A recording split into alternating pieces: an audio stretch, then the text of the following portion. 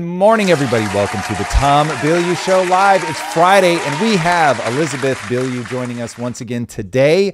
Pour one out for Drew. He's still on vacation, so I am very excited to be rocking with you. It's a wild day if you've been paying attention to the economy. AI valuations are getting completely out of hand compared to the much higher revenue, but non-AI stocks. We're going to be talking about that. Ooh. Prep your portfolio accordingly, boys and girls. We've got some stuff to discuss there. Newsom is threatening a 100% tax on Trump's anti-weaponization fund. It's unconstitutional. That's going to be a good time. Bernie Sanders wants you to know the government owns everything and you own nothing. Who would have thought that the globalist elites that were telling us that we were going to own nothing and be happy, they were actually lurking in, Connecticut the whole time? Mamdani has gone full Elon, and I actually love it. This one is going to be interesting to cover. We'll see. New details have emerged on the potential ceasefire extension in Iran. Peter Thiel has reportedly moved to Argentina because he is worried about the U.S. And given that it's Friday, this one is going to be fun. Caleb Hammer reveals that transgender women are getting breast implants on taxpayer dollars. It's wild. It's wild. Welcome to the Wild Wild West. By the way, we have a sponsor today, everybody. It's a company called Plowd. It's an AI solution. They are dope, by the way. So this is just the way that it attaches to your phone or the phone case. But it will record everything that you're doing and then allow you to play back, make sure that you're not missing things that you said you were going to do or something cool somebody said. This is really cool technology. Whoa. So I'm super excited that these guys are on board. So shout out to Plowd. Where can people go to find them? There should be a link right inside of the, look at that. There is a Eric's link. pointing to it. Nice. You got that link in the description. So make sure you check it out. We can talk more about them later. But the AI valuations are really, really getting crazy. And this is the part of our life that my wife doesn't even have to think about because thankfully, and choose not to. Yeah, but really, truly, AI valuations have become just completely unhinged. So there's like a weird thing happening in the call it normie community of people looking at what's going on in the economy. They hear people like me screaming, you've got to own assets. They look at the narratives out in the world. AI is the hottest thing in the universe.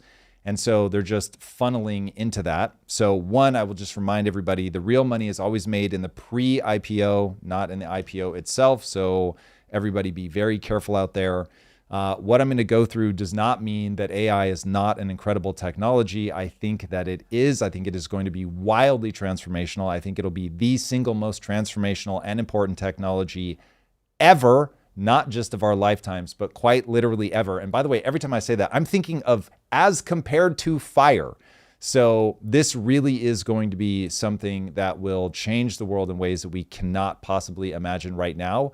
But that doesn't mean that there isn't a timing issue in the markets. So what we're seeing right now is that we're basically going to be riding the dot-com roller coaster once again. I think we can all agree that the internet actually changed the world, completely revolutionized it.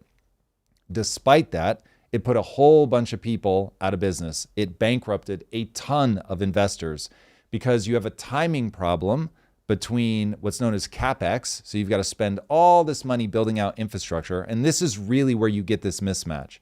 It becomes an infrastructure. So you got to put out all this capital in the beginning versus the timing of when the revenue actually starts pouring in. So let's just look at a couple of figures. OpenAI, an incredible company doing incredible things, is worth an eye-watering $852 billion, but it only earns $25 billion a year in revenue. Now look, $25 billion is a lot of money. I get it, but Walmart is worth roughly the same in terms of when you look at their total cap.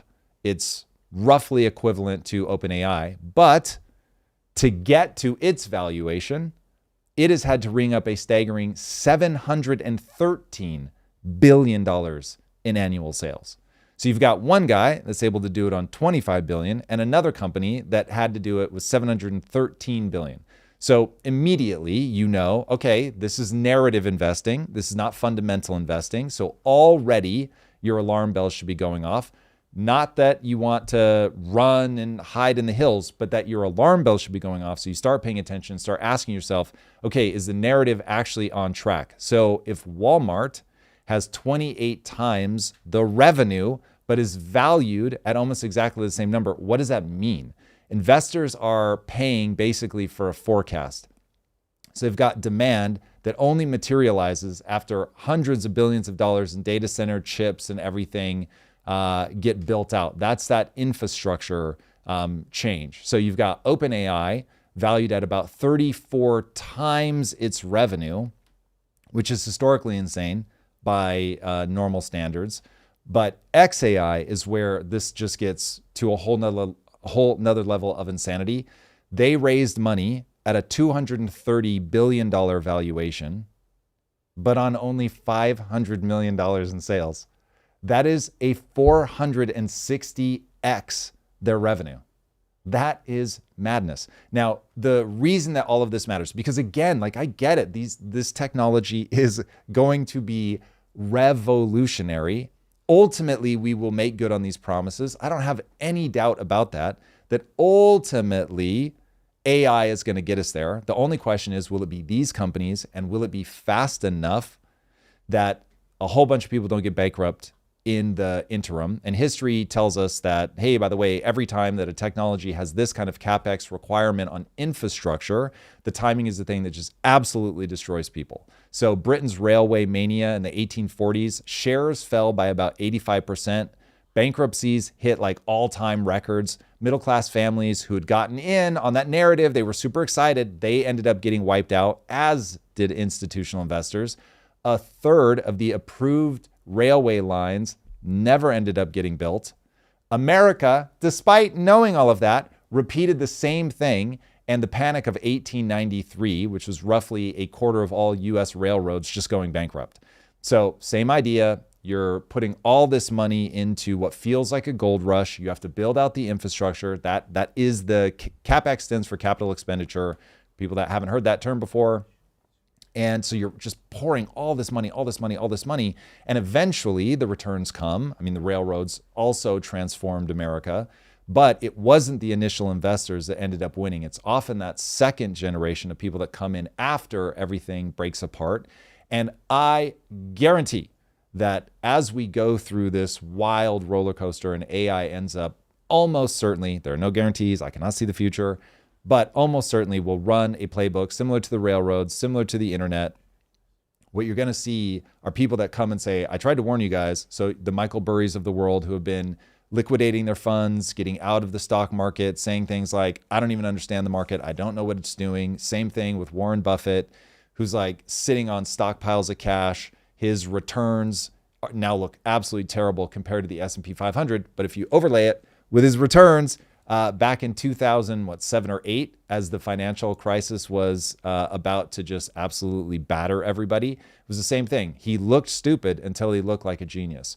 And so the odds that we run through something like this are real enough. Everybody should be paying attention. So if you want to speed run the internet, so from 2000 to 2002, the telecom firms erased around $2 trillion in market value. 23 went bankrupt. WorldCom was the largest US bankruptcy in history at the time. Companies were laying like an insane amount of fiber. They laid enough to circle the earth thousands of times. And at the bottom of all of that, almost none of it was being switched on. Now, obviously, over time, you start using more and more of that as more and more people come online. But it's that gap that ends up being the killer. So the railroads end up getting built. AI is going to end up getting all of its infrastructure. The fiber got laid for the internet, all of that. And ultimately, these things end up delivering on the hype. But like the internet, it was basically 20 years later that finally some of the companies that did survive, but it took them that long to get back to their like hype level valuations. So I'm not saying you won't make your money in AI. You very may will. I'm not saying that it won't be these companies. Maybe it will. But I am saying that when you start getting valuations that are detached like that, you better be a big believer who is not trading on leverage, who can stay inside of that bubble for a very long time. These patterns repeat in history. These patterns repeat. And when people act like these patterns are super novel and they've never seen them before, this is where you get caught off guard. Now, every time I bring something up like this, people bang the drum. Okay, Tom, fine. Yeah, you're trying to scare us once again, but what are we supposed to do? The answer is always the same. We went through this on Wednesday. You cannot see the future. Nobody knows what is going to come. So the only thing that you can do is go, I hear alarm bells going off. This makes me a little bit nervous. So how do I make sure that I am broadly spread across? Because I have to be in assets, You have to be in assets, okay? I guarantee the government will steal from you if you're not in assets. The government will steal from you. It is the only way to guarantee that you lose is to not be in assets, because they will steal from you and they will funnel it back into asset holders. This is how the game is rigged against you. It's a very knowable pattern. So you have to be in assets. But at the same time, there's all this mania and stuff that goes on in the assets that you have to protect yourself against. So what ends up happening is people understand they have to hide from the government. So you've got to put your money somewhere. So you're going to put it into assets. You're technically hiding from inflation. So you put your money into assets. You're sort of holding your nose, knowing you have to do it, but you can see the insanity that's building in terms of it being a bubble and all of that. What do you do? This is where I spend all of my time, and the thing I normally keep my poor, long-suffering wife out of, but I've drug her into this live. And so when you are looking at that, you're saying, okay, there are economic forces. One economic force is you've got all this hype pouring into technology. The technology sector is being pumped by AI. Investors, as a psychological profile, are always looking for where they're going to get the best return. If you have not yet mapped the psychology of like a die-hard investor, it will be maybe distressing, certainly enlightening, but you will understand that to map an investor, there are types to be sure, but if you map an investor as a poker player, you're going to get very, very close. They think they're smarter than the next person. They think they can outplay them, and they are actively trying to take your money. Okay? That is the rough swag of an investor. They want that big win. They want to bully somebody. They want to get like the huge returns. They want to be the person that had the balls to stand there on the edge with a what's the terrible 2-7 or whatever, waiting for the flop to see if they can make it all pay off. Like it, or the river, it's all madness. It is all madness. When I watch how they behave, like it is startling to me because I do not have that personality at all. So that is one of those economic forces. You've got all these people who understand the markets. They understand the narrative. They know how to trade on the news, all of that, flooding into AI, thinking that they're smarter than the next person, that they're going to be able to get out at just the right time. They might even be trading on leverage, which is terrible.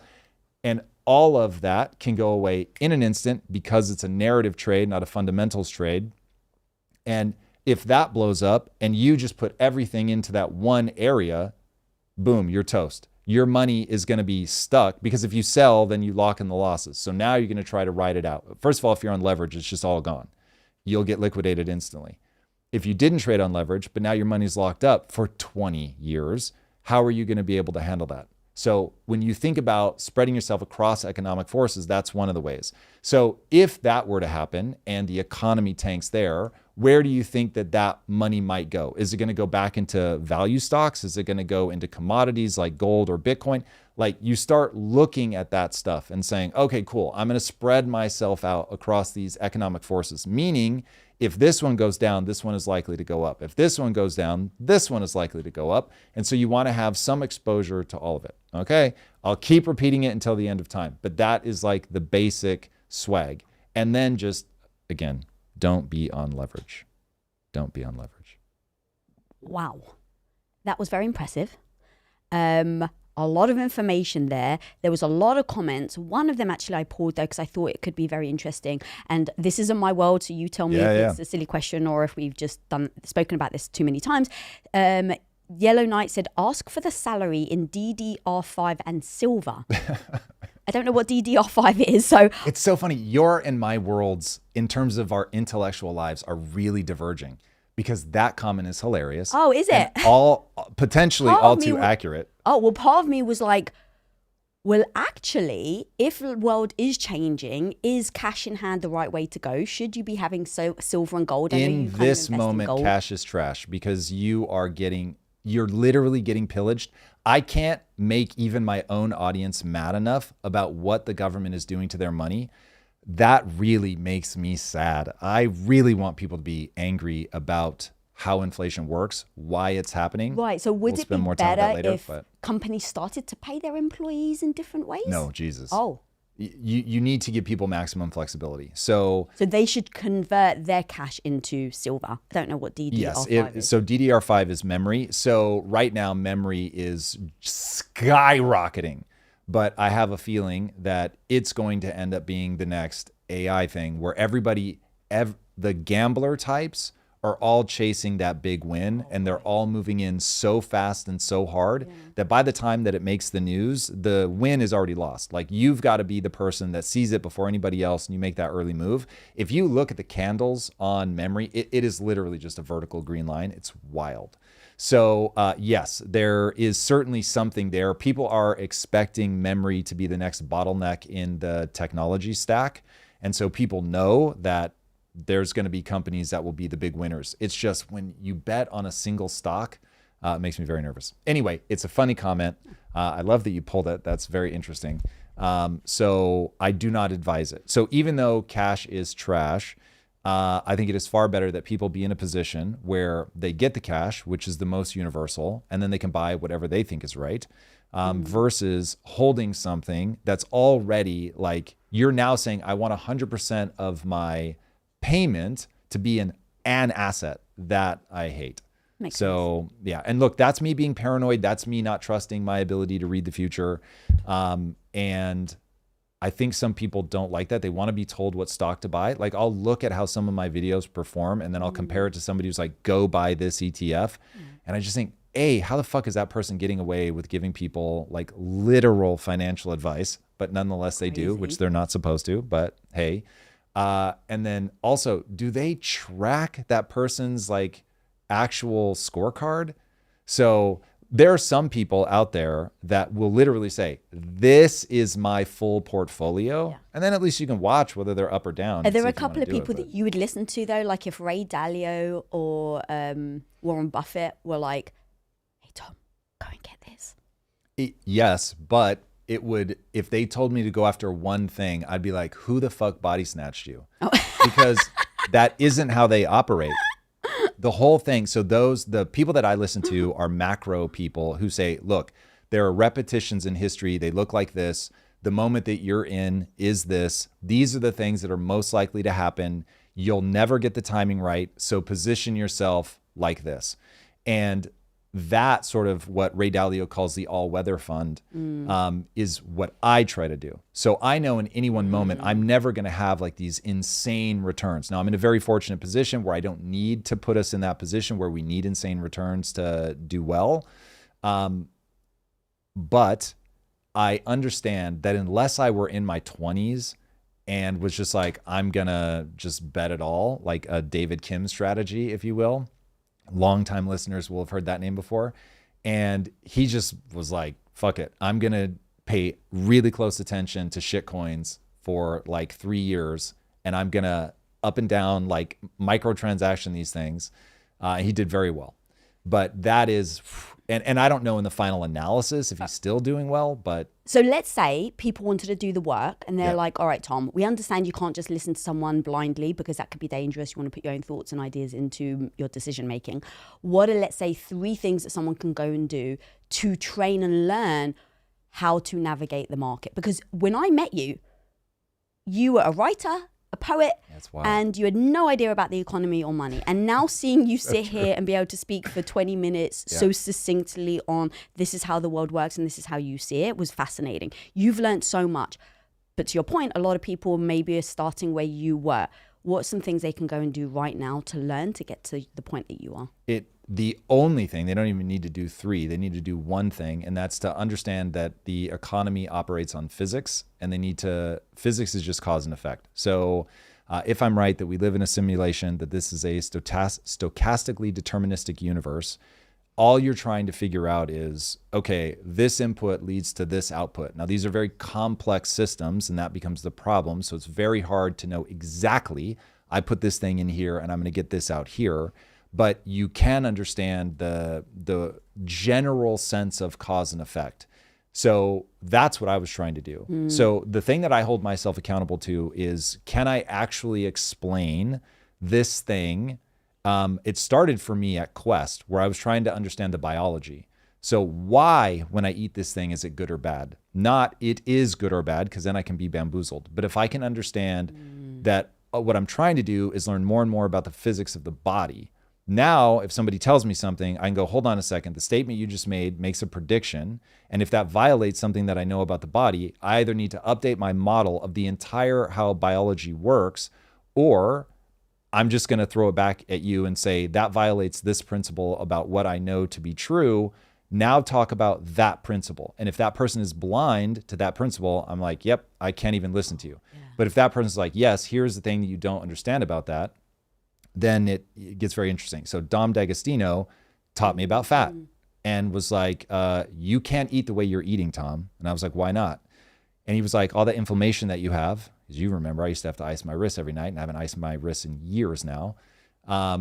He was like, the problem is so much of your body is made up of fat. And so if you're not eating fat, you're basically doing rabbit starvation. And so yes, you also need protein, but you can't live on only protein. And so it was like, oh, my cell membranes are made of fat. And so that could be a big part of why I'm having this problem. And so you run the experiment, you see that it works, and it's like, okay, cool. You update your mental model of why fat is useful, that there's a healthy fat. Anyway, so the economy works the same way. You're trying to figure out, like, what are the economic principles? Once you have the sequence of cause and effect, at a minimum, you can figure out where either you don't understand a gap, and then you can go research that. And so now you have a better understanding of, oh, I get, like, for instance, one that I had to research, I didn't even know existed, something called the euro dollar market. And so that was utterly fascinating about how what they call paper moves like the entire global economy, and how basically insane amounts of debt are being created every night and then wiped out every morning. Whoa. It's this really weird, like almost like a respiratory system for the entire economy, where it goes up and down in terms of debt, up and down, literally every night. But at any time, somebody can say, yeah, I'm not lending anymore because I'm scared about something happening in the economy. And so all of a sudden you have like global economic shortness of breath. And I didn't even know that was happening. So it's like stuff like that, you detect, ooh, I don't understand how this thing works. But because I'm simply trying to map cause and effect, I know what questions to ask, because I need to be able to explain the cause and effect of how a dollar is created, how it moves, how it's destroyed, who has the power to do that, why do some people have the power, what the fuck are we doing? Like, so anyway. So let's say people do that, understand it, do the work. Yep. One person put a comment which I think is very on point. They put, I'm completely lost for words. I make 95K a year and I barely have enough money to support my family's life. And I'm in 15K debt. I guess my budget is way out of freaking whack. Yep. You didn't say that. So really, actually, the question for me is, if someone is in debt, if they're just barely trying to scrape by, you've got kids, you're trying to pay for food, you know, like literally that hard. How do you invest if you don't have money to invest because you're so worried about feeding your kids? Yeah. The really bad news is it's so interesting how some of this stuff intersects with mindset. Okay, so the biggest transformational point in my life was once I realized that the world worked in a certain way. I worked in a certain way. And once I understood that, then it was like, oh, this is going to play out whether I want to acknowledge it or not. And so now I need to acknowledge that thing and act in accordance with the way that the world is, not the way that I wish the world were.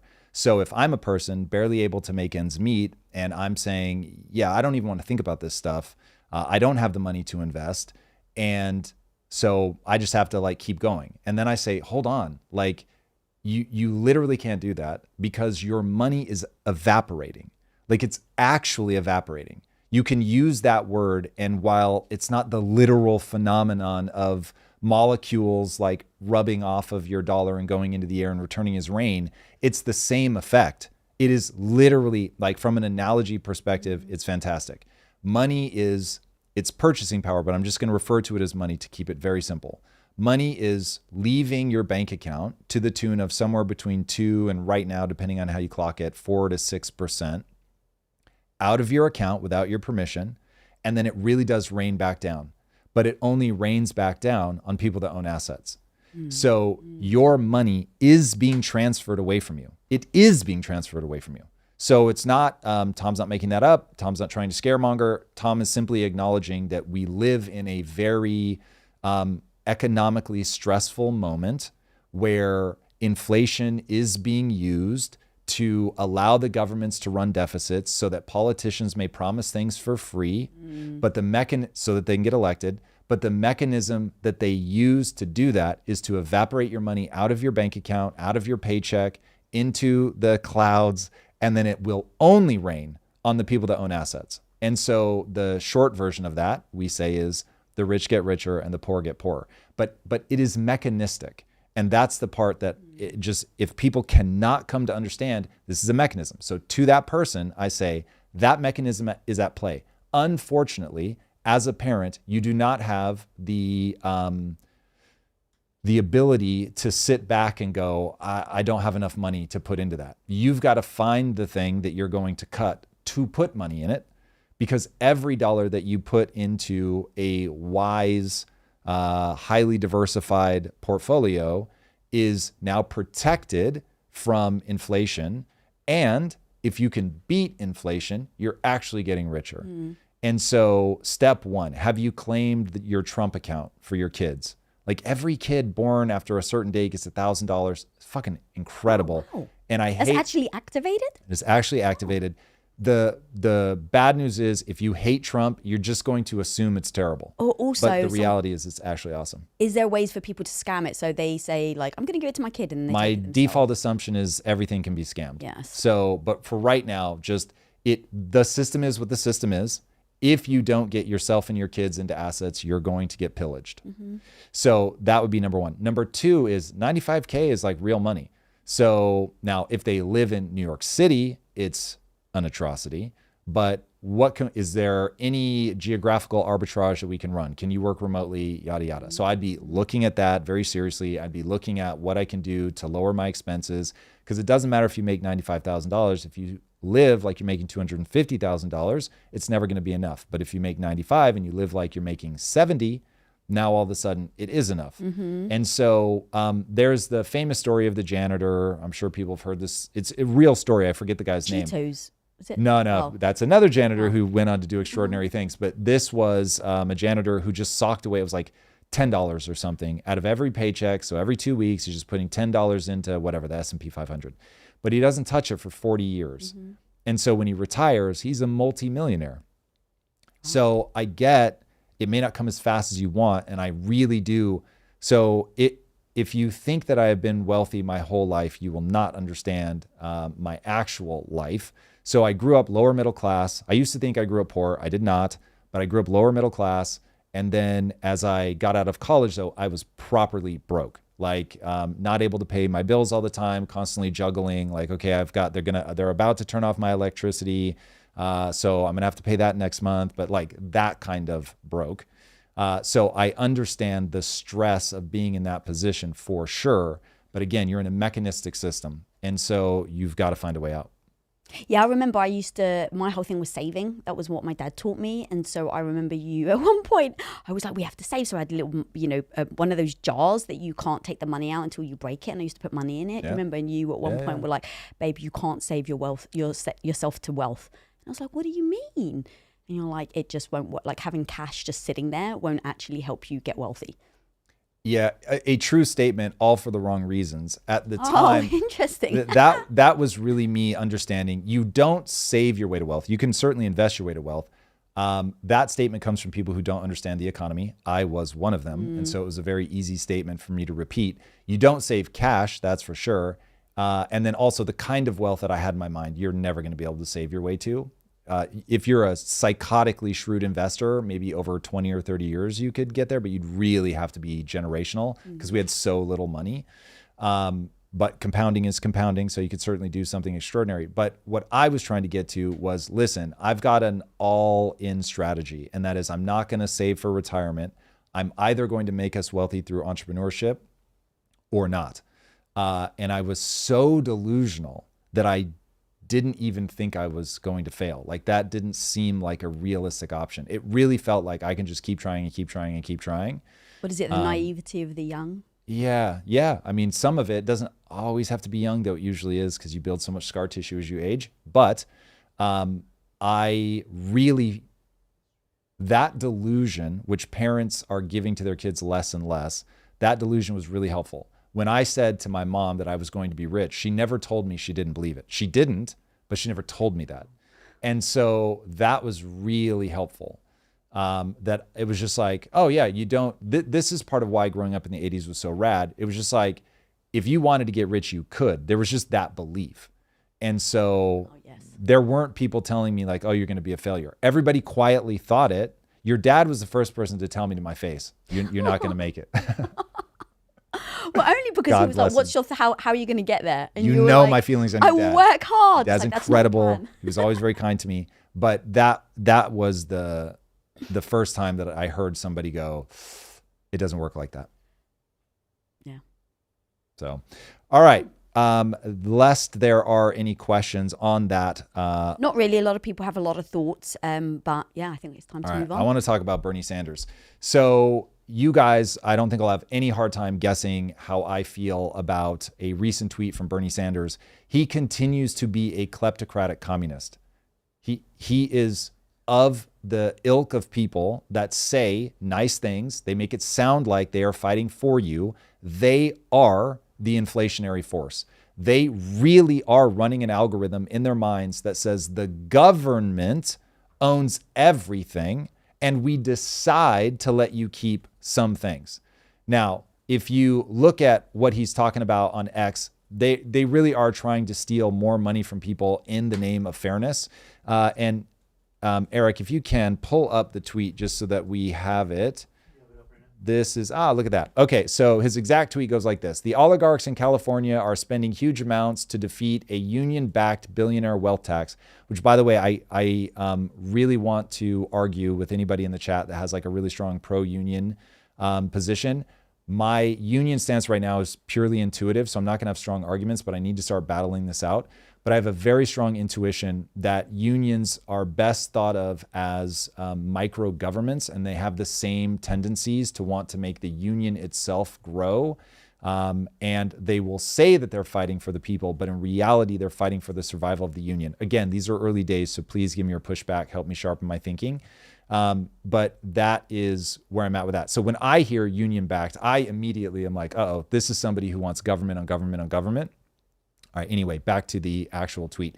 The oligarchs in California are spending huge amounts to defeat a union-backed billionaire wealth tax. The Republican establishment is in a frenzy and few Democrat leaders support it. Yet a new poll has it winning 54 to 45. The people want the rich to start paying their fair share. Okay, the absurdity of saying that the wealthy aren't paying their fair share is so diabolical. I don't even know where to begin with that. I've talked about this many times before, so I'll speed run it. The top 50% of Americans pay 97% of the tax. So the bottom 50% collectively only pay 3%. Like already just like stop and sit with that for a second. That's absolutely wild. Then as you go up, the number gets crazy. I forget what the exact total is for the billionaire class, but it's a lot. When you start getting into the top 10%, you're already accounting for something like 84% of all tax being paid is paid by the top 10% of people. So it's like, at what point do we consider it fair? It's just an absurd amount of money.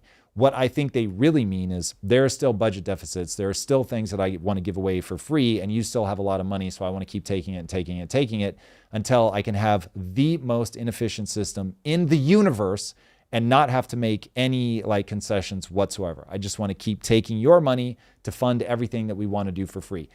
That is somebody who shows no interest whatsoever in how wealth is created. They look around the world and they go, wow, so weird that some countries are just absolutely in the desperate clutches of poverty, including, by the way, China, in recent memory, being in the absolute death clutches of poverty. So it's clearly not that they didn't have smart people. It's clearly not that they have some dumb culture. What they had was a dumb political system. They broke the economy. And as soon as they stopped breaking the economy, they rocketed out of poverty at a rate that is unprecedented, quite literally in human history. So how do they do it? By mastering the actual physics of the economy. So when you get somebody like a Bernie Sanders or an AOC or a Mamdani, and they look around the world and they see desperate poverty, they don't go, what's broken in the economic system? They default to this absolute brain rot theory that the wealthy just aren't paying their fair share. That is not how the economy works. If you don't have small, efficient government that allows for wealth creation through the private markets, you will never get there.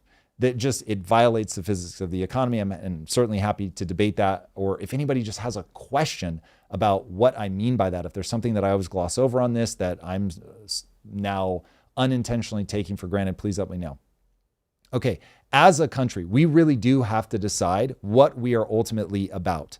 So when a person owns something, as a country, do we believe that that's theirs, or that that's the government's and they're letting us have it?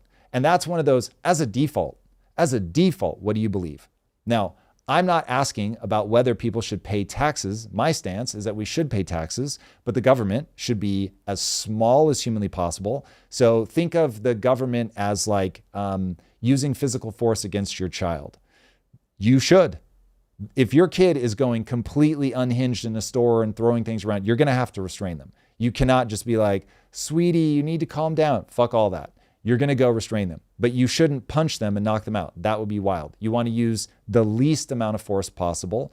And that's the same way that the government should approach its services. They should do the fewest number of things humanly possible. They should have absolutely no impulse to grow.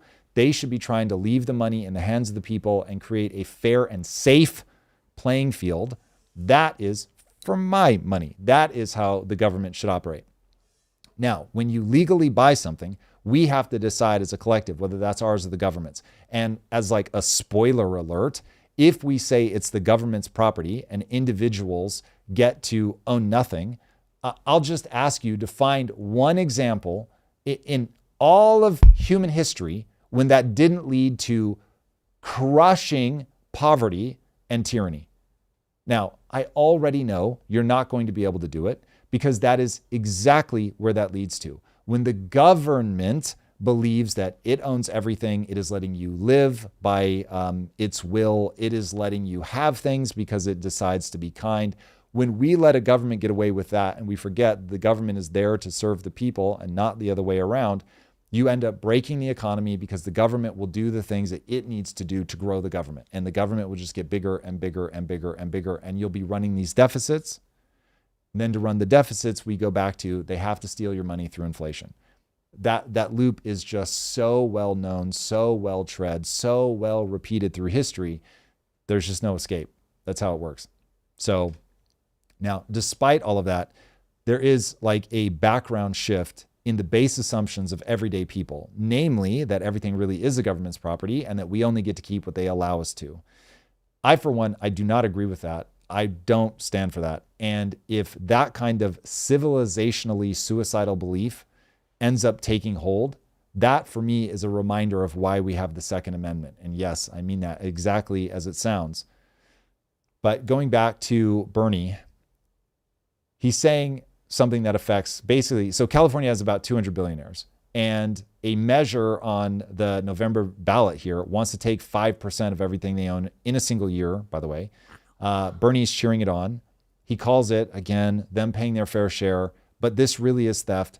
I will happily run through again why this knowingly and structurally will break the, it'll break the economy. If you do it once, you'll just cause like a massive dip.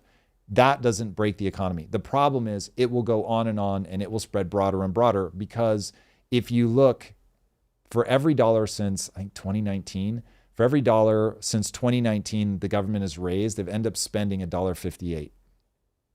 How are you ever going to balance the budget? You're not. This is not a revenue problem. This is a spending problem. Just very simply. If every increased dollar in taxes you bring in, you end up spending an increase of $1.58, you have an ideological problem. You'll never be able to balance the budget. You're always spending more than you bring in. So there'll never be an end to this. So what will end up happening, what already is happening, by the way, is the billionaires are going to leave. So then they'll have to broaden the tax base, because it will get worse, by the way. This tax will end up meaning that they make less money. So part of the question becomes, are they doing this to get the wealthy to leave so that there are no more people in opposition to their policies? That's something that's been knowingly run before. So are they trying to do that? Are they trying to further entrench California as a blue state? Or are they just that economically illiterate? It's probably both. There are probably some people that know precisely what they're doing and some people that are just that economically illiterate. But nonetheless, the billionaires will leave. That will damage their tax base, because remember, despite the never-ending rhetoric about the wealthy are not paying their fair share, the wealthy carry the entire tax base. So now it's like your tax base is going to dwindle. We saw that happen in New York, right? Remember Kathy Hochul telling the billionaire, or I forget if she said millionaires or billionaires, but the wealthy basically can leave. You guys don't share New Yorkers' values. So get out, literally get out. Then 2 years later is saying our tax base has been eroded. We need to go to Florida and convince some of those guys to move back. Cause and effect. So that will happen in California. It will make things worse. They will have to take the tax to broader people and go lower with it, because for every dollar that they raise, they will spend $1.58, and they're making their tax base worse. This is just an absolute catastrophe. And also, unrealized gains isn't real money, so that you're taxing people on things that they don't actually even have, which is so wild. I'm not going to spend more time on that. I've talked about that so many times, and I really feel like people either already understand it and I don't need to explain it, or no matter how many times I say it, I just cannot get people to understand what's actually happening. So right now, the thing I think we all need to focus on is the government has leeches on it. The government has an insane amount of leeches, most of whom are politicians, by the way. And remember, both sides run an unbalanced budget. So there are no champions for small budget anymore, except for the guy that we just booted out of Congress, Thomas Massie. So nobody is banging pots and pans for spending less, balancing the budget. So yeah, we're in that moment. But if we don't recognize how much fraud there is in the system, if we do not recognize the impulse for government to get bigger, to spend more, no matter how much they bring in, then we will just keep deranging as a culture. Okay, I am making an appeal to you from a cultural standpoint. We all have to say, when a person works and earns money, that's their money. When they buy something, that's their thing. You don't get to tax already taxed dollars, and that we should be holding people accountable for not spending more than they tax. It's just too wild. So we are spending more and getting less. And the reason largely is because of the fraud. It is wild. It's going to be measured in hundreds of billions of dollars yearly. And we have to break away from that. If we don't, we are literally cooked. All right, a lot of questions in the chat. So let's go. And guys, before I ask the question, if you haven't thumbs up this video, go right now. We're going to pause for 2 seconds just to give you the time to go and thumbs up. That really does make such a difference to the results of this video and YouTube pushing it out. And so if you value this video in this episode, please do thumbs this up. Thank you so much for that. Really fast. Moonape, please explain why. So Moonape is making the claim that billionaires are the problem. If you can explain the mechanism, I'm happy to talk about it. But when I see statements like that, that's just an emotional appeal. So you may have a very compelling argument. Just drop it in the chat, please. Cool. All right. So I've got a few questions. We'll try and get through them. Why are you so obsessed with wealth taxes like they will never happen? So their belief is that America could never. That's what they said. Why are you so obsessed? It will never happen. So, and then why should also your average person care? All right, I'm gonna speed run the real answer, and I may learn that I should never tell people the actual truth. The real answer is that I'm an automata, and I cannot stop myself from saying this because I have a reaction to alarm bells. So I get a really strong emotion that average people are going to get hit by this. I have a strong algorithm in my brain that says, "There, but for the grace of God, go I." I think it's way too easy that my life could have ended up with me in a position where I don't understand the economy, I'm not wealthy, and this is all happening to me. Seeing the mechanistic forces at play, having read about history, understanding how bad this can and has gone so many times, that I know that the loop of history is countries rise and then fall. And that unfortunately, you don't just like go, oh, we're one of the good ones, and then you stay up forever. It doesn't work like that. So that's why I keep banging on, because of all the algorithms running in my brain. That's the real answer. So I believe by putting out good ideas, you can actually sway people. Even though we are automata, we do respond and adapt. So I can't stop myself from putting out these ideas because I believe them to be good and right and preserving of human dignity. And we're all impacted by ideas. So I hope I sway people. All right. Next question is from the freaking beast. Tom, don't you think private markets don't work that well if it's the largest companies can drive smaller upstarts bankrupt? Say that one more time.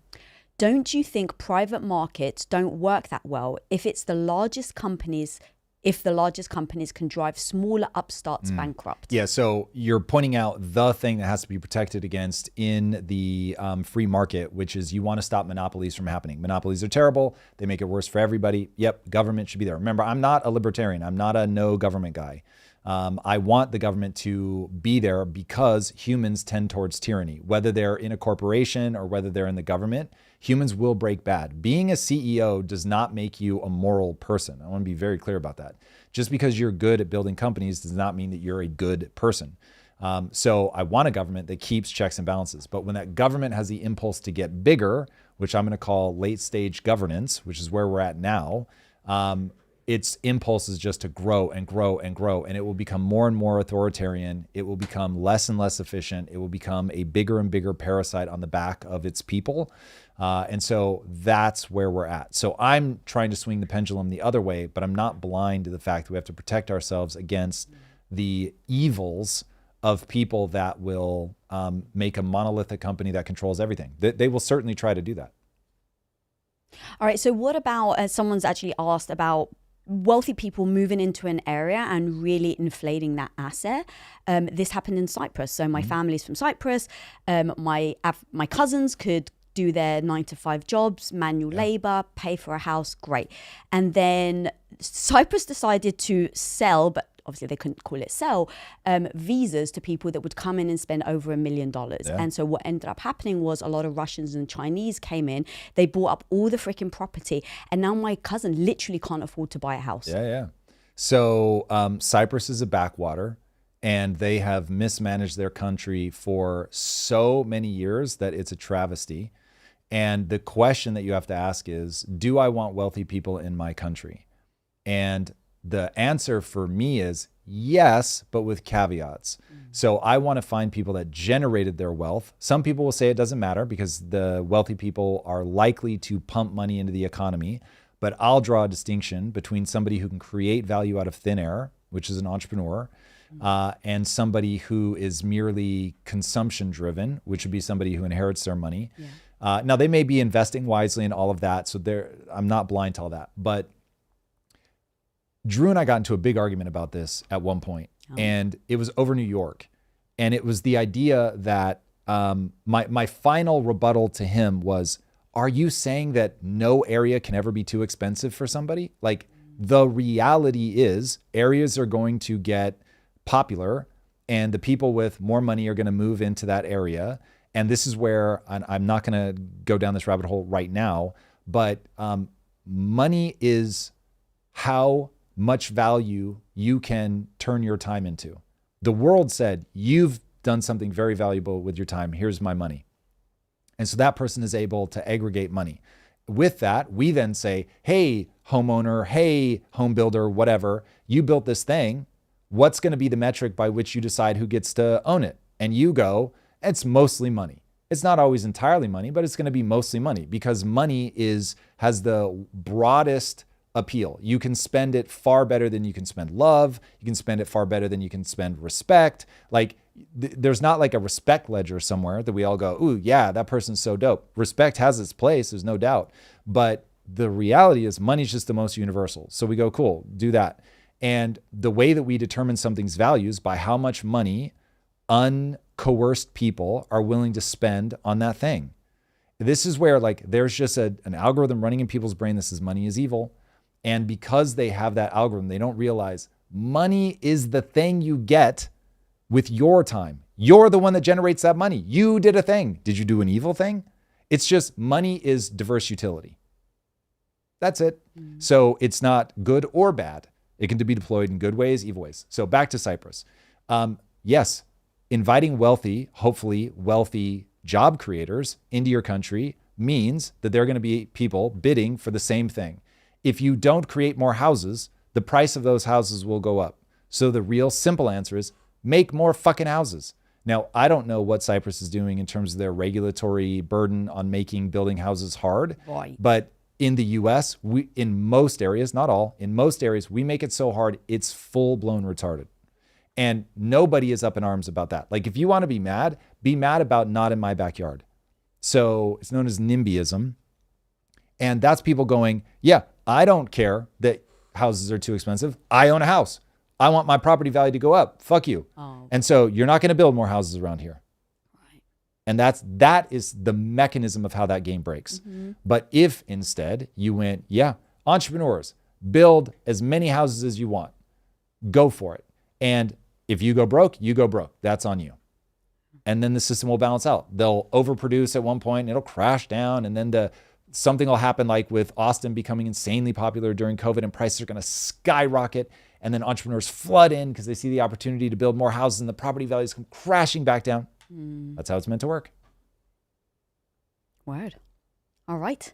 Do you want to stay on this topic, or do you want to move on? Well, I'd love to know if Moonape, was it Moonape? I think it was Moonape said billionaires are the problem. If he has an argument, I don't know if you saw it go by. I did not. I would certainly address Tag me, that. Moonay, if you do.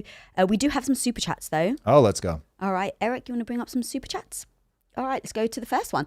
Guest recommendation, Theo Brown from T3. He's such a tech founder who's built his own AI tools. Sorry. He does tons of comparative analysis of different AI models, companies, and tech news. Cool. Don't know anything about him, but I saw somebody earlier in chat say, can we talk about the Simon Dixon episode, which we most certainly can. Yeah, I've got that as a note. I didn't want to do it yet. Yeah. So No, we're not going to stay tuned, derail guys. now. We will talk about Simon Dixon. I say that because I've never heard of Theo Brown, but Cool. people were banging the drum for ages about Simon getting on the show, and they ended up being very right about that. So I'm perfectly happy, especially if his name keeps coming up. It's rare that I'm going to go after somebody I've only heard of once. But if the name starts coming from multiple people, then it starts, although it's coming from Marussia Dark. So we'll note that down, and most OGs. You guys can look into him and see if he's right for the show. All right, next super chat. I don't actually know what that is. They've just tagged someone. Johnny Goodnight. He just tagged himself. Letting him know. All right, what's up, Johnny Goodnight? Thank you for the super chat. All right, next one. Marussia Dark. White pills? What's white Where are pills? You? Oh, sure. Yep, I know White what it means. pills, gas prices coming down in New Jersey, of all places. ICE and DHS finally cracking down on illegals here. Needs more coverage. Also, the fraud task force is shaping up to be Trump's most consequential domestic achievement. Yeah, the fraud, if they really start curbing that, that would be utterly transformational. So what he means by white pills is like optimism. So you've got white pills, black pills, red pills. Oh, I like the white pill. All right. Yeah. So shout out. What's Those the black are good. pill? The black pill is basically every time I open my mouth about the economy, I am trying to cram an entire bottle full of black pills down people's throats. And I definitely don't need an explanation of what the red pill is. Yeah. All right. So moving on to the next one. What's up? Shout out to Justin R6C5W. Never read the numbers. Oh, okay. Justin. What's up, Justin? Sorry, Justin. All right. There might be more Justins in the chat. Okay. Next one is blessings to Lisa and Tom, OTF member. More on the then found. Do you understand what that means, baby? No. And founder side. On live yesterday, instead of feeling low morale today, I had first convo with Chat GPT. Oh, Stay let's go. tuned for more. Have a blessings day. I love that. All right. Cool. All right. My eyes, babe. I need your glasses. I can barely see. Yeah, unfortunately, those are for near. I'm just like. All right, so I can read it out. Right, so we got Chaos Ballads. Says, I think Tom would appreciate if everyone here who reads fantasy check out Faith of the Fallen for Dahara, for Lord Ra. I know nothing about that, but full respect. I am so desperate to have a contingent of this community that is super into gaming and science fiction more for me. I'm not a big fantasy guy, but Yes. So thank you, Chaos Ballads. Much appreciated. All right. We got another Marussia Dark in the house. Let's go. Yeah. All right. For Lisa. Super chat. Oh. Would it make you feel better or worse knowing Trump's grab 'em comment was about gold diggers, not sexual abuse? Also, is it selfish if a wife wants her husband to move to a place with warm weather versus one with more liberty? All right, Bilyeu. Selfish. All right. So grab them. I mean, look, anytime that you think you have a right to grab a woman's body without her permission, non-negotiable. That's not acceptable. So if he was talking about something else, sure. But the second you're talking about sexual assault, that's just a freaking no-go for me. And then the last part, where did it go? Also, is it selfish if a wife wants her husband to move to a place with warm weather versus one with more liberty?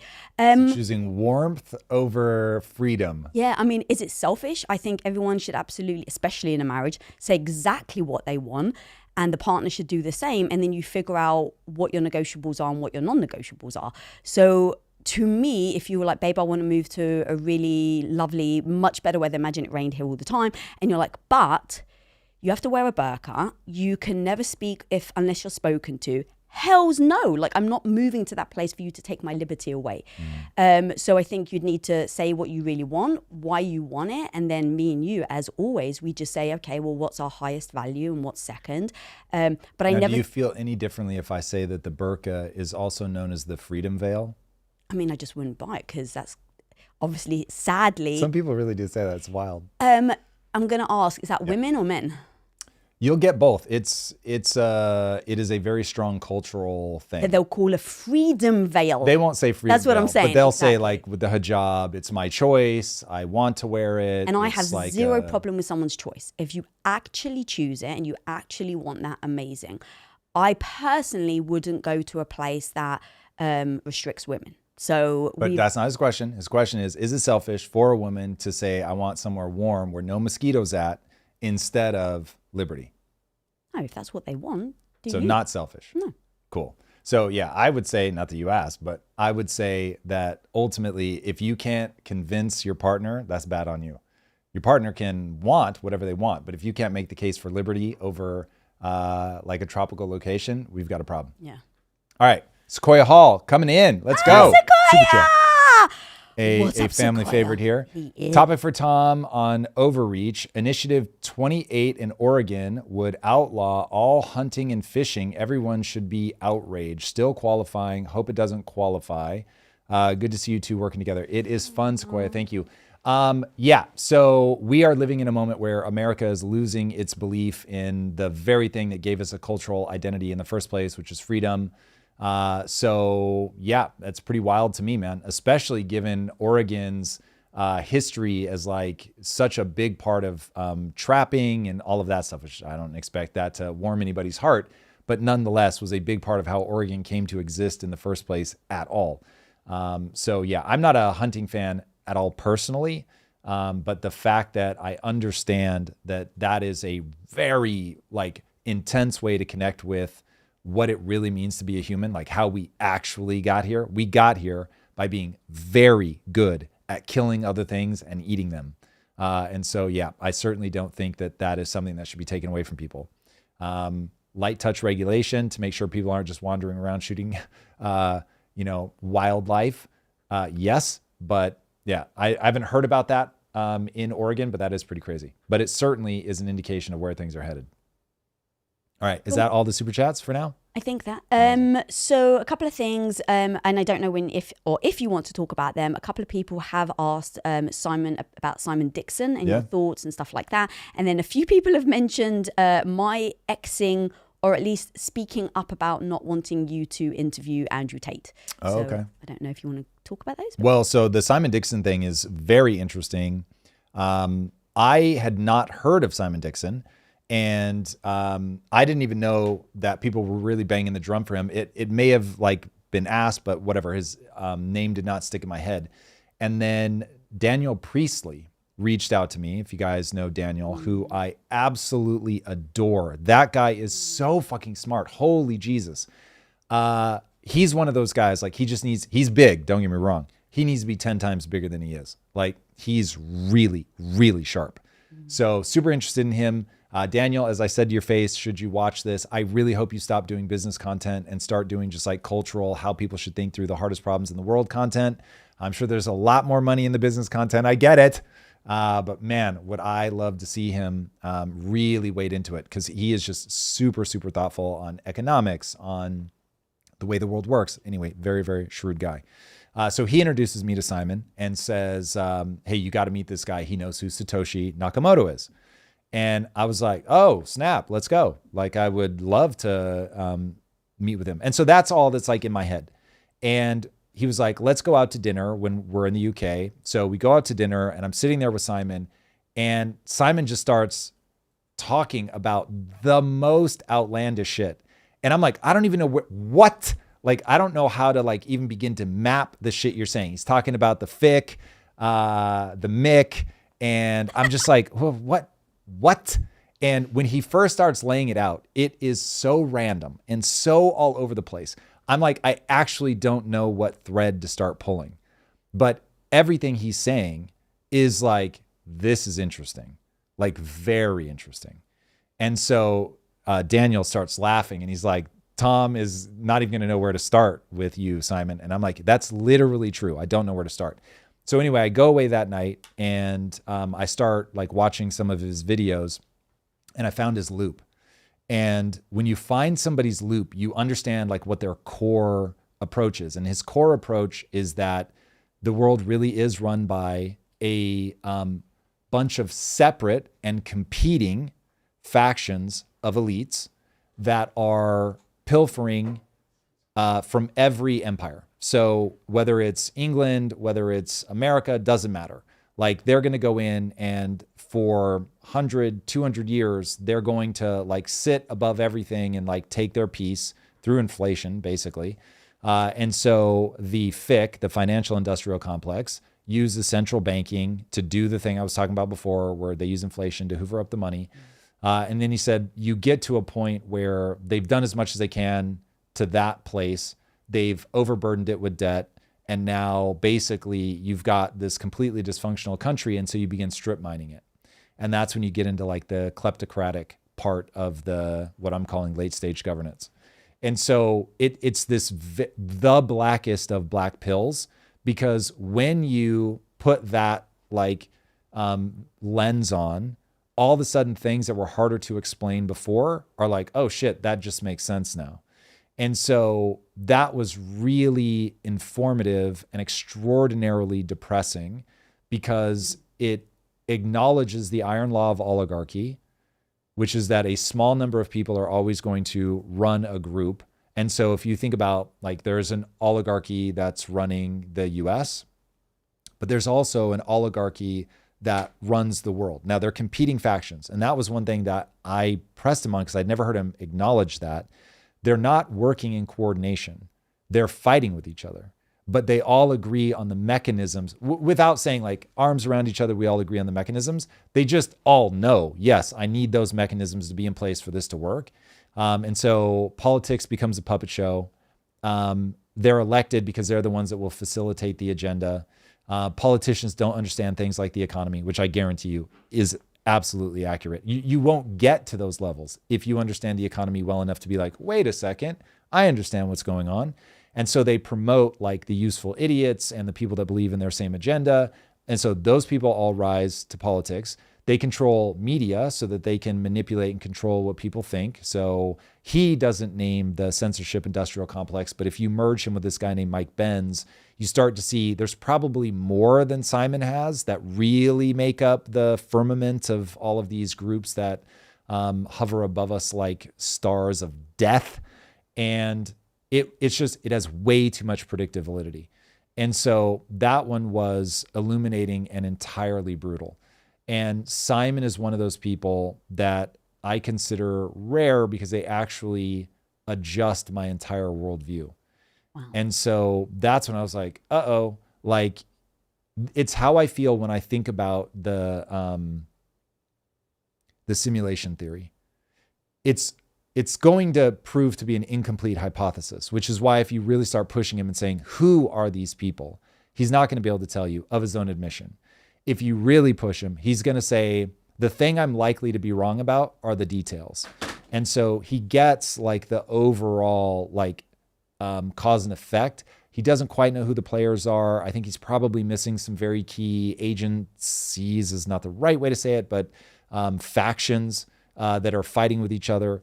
But the general direction has way more predictive validity than somebody who just thinks like, oh, the president is really the president and he really runs the country and Keir Starmer really runs the UK. You're going to be very confused all the time. So someone actually said, Jordan said, you failed to make your argument to Simon. You don't acknowledge corporate socialism at all. I failed to make my argument to him? Mm-hmm. I don't remember what I said specifically about, there's no way I was arguing for corporate socialism. You don't acknowledge corporate socialism at all. Okay, so what would corporate socialism looks like? If you mean that we bail out corporations, that's very easy. We obviously do. So if that was what you needed from me, I'm very sorry if I didn't say that out loud. That's self-evident and a part of the sinister loop that exists. So I don't know if that just got us there. I want to make sure that you're not asking me to defend a position I don't actually believe. So I'd have to go back to see what he and I were actually talking about, what the context was there. But I certainly believe that the second the Treasury Department and the Fed are deciding what companies are going to live and die, sure, if you want to call that corporate socialism, great. It's fucking terrible. Never do it again. And the number of times that I've said, let companies fail. You have to let companies fail. Fuck them. If they don't work, let them fail. Whoever owns shares in that company, they're going to lose money. Yes, that's the way that it works. And the people that are working there, they're going to lose their job. That's the way that it works. And the people that are relying on it for something, they're going to not be able to rely on it for that thing. That's how it's supposed to work. So unfortunately, we have to let banks fail. Unfortunately, we have to let insurance companies fail. And it will be brutal. It will be brutal because we have such a distorted system. So if that's what you were needing me to say, man, easy to say. So if I should have said it and didn't, there it is.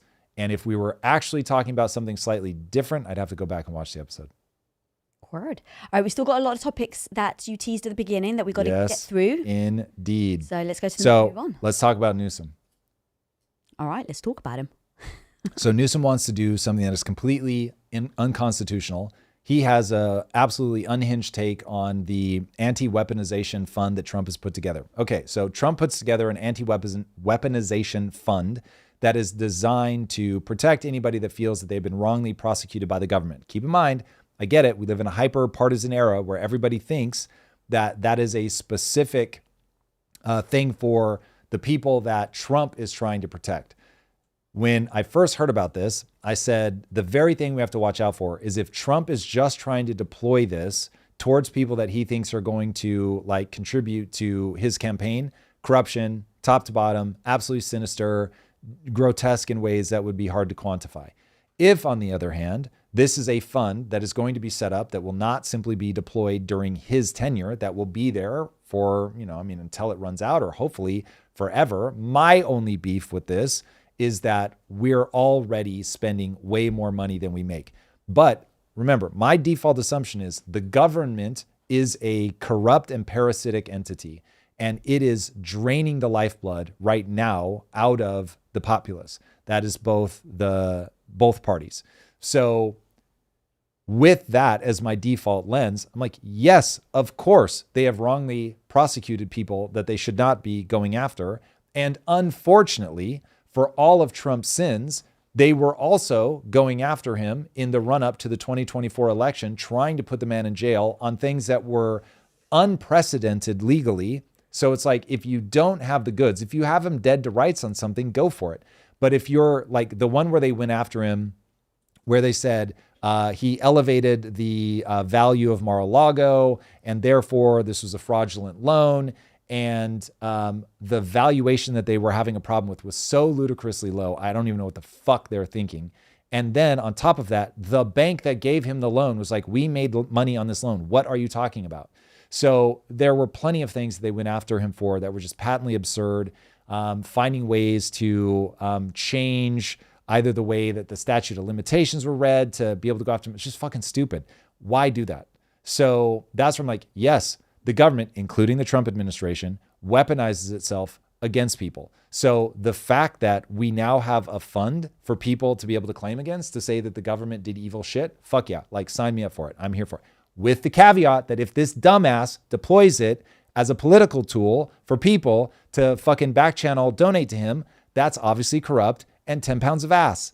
And so we'll get to when bad person does good thing, you've got to be able to call a spade a spade. We're going to talk about Mamdani. I will continue to be intellectually honest about he's doing a good thing. Now, if he fucks it up in the execution, then we'll say you fucked it up in the execution. But if at the headline level it's actually good, we've got to be able to say it's actually good. So protecting the citizens from the government is actually good. And if we cannot get on board with that, no matter who puts that forward, it's crazy town. It's crazy town. Guys, come on. So we'll see how it plays out. Could end up just being he creates an avenue and then he exploits it and it's corruption as far as the day is long. But nonetheless, at the headline level, great.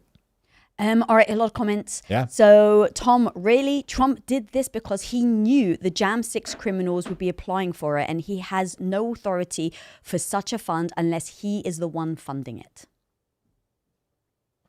That's not how the government works. So the president or legislators are going to say, hey, we think this thing needs to be done. And so we're going to put it together. And then people are going to, we don't know who's going to make use of this. That's why I say you do everything at the level of policy. Now, if there's something in the policy that skews this towards people that he likes, then to me, that would be a problem. If there's no checks and balances, so anybody can grab it simply because they ask, that's going to be a problem. It's just another way for fraudsters to go in and defraud the government. But if there are appropriate checks and balances, great. Now, if your mental math is that everybody caught up in January 6th was a bad person, they needed to go to jail for that long, there was no political weaponization, then you and I don't see the world the same. I think that there were people that did things in January 6th they should have gone to prison for and stayed in prison for. Trump pardoning them was stupid and reckless with his reputation, but that played out the way that it played out.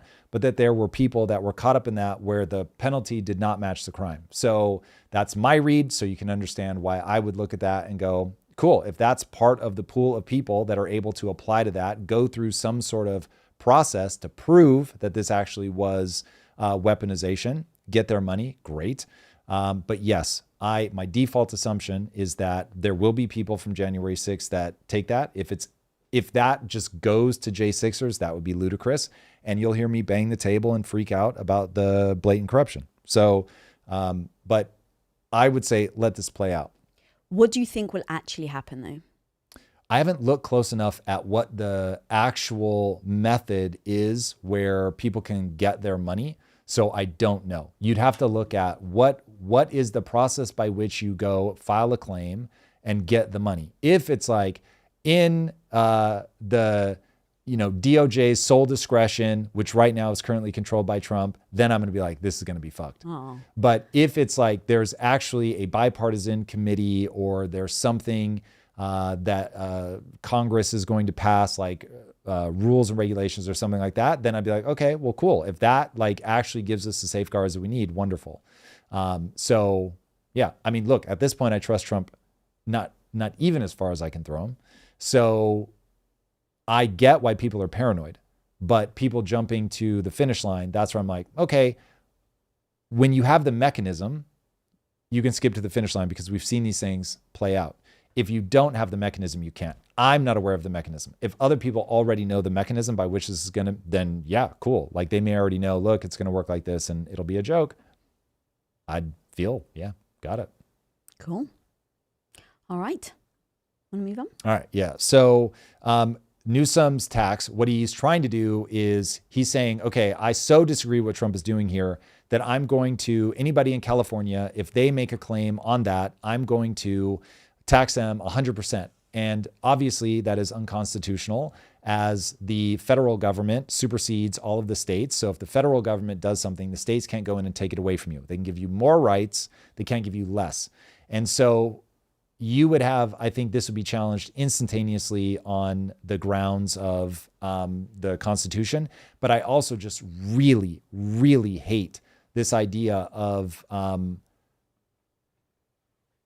a state legislator saying that they're going to get involved, like sight unseen. He doesn't know if that person is going to be a Democrat. He doesn't know if that person is going to have a legitimate complaint. He's just saying, Matt, Trump did it, and so I'm going to go tax it 100%. That is the thing that I find infuriating about this. To do that, your operating assumption is either, oh, I do everything on a partisan basis. I don't care if I'm right or wrong. That's get the fuck out of office if you think like that.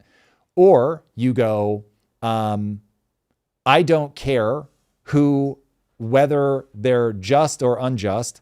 I'm taking their money because I'm a kleptocratic bureaucrat and I'm going to take it all. Or you go, oh, the government can do no wrong. Therefore, if the government came after you, that was just. All three of those operating assumptions make me a level of angry that is hard to convey because it is so destructive to the fabric of this country. My operating assumption is that bureaucrats serve the people and they should be looking for ways to make their constituency have better opportunities in life, more thriving middle class, like all of the things that we talk about endlessly. That should be the thing that is pushing all of this agenda forward. But it's not. It instead is a politician going, I fucking hate that guy. I do everything on a partisan basis. I do not use logic or cause and effect. I don't care who this hurts.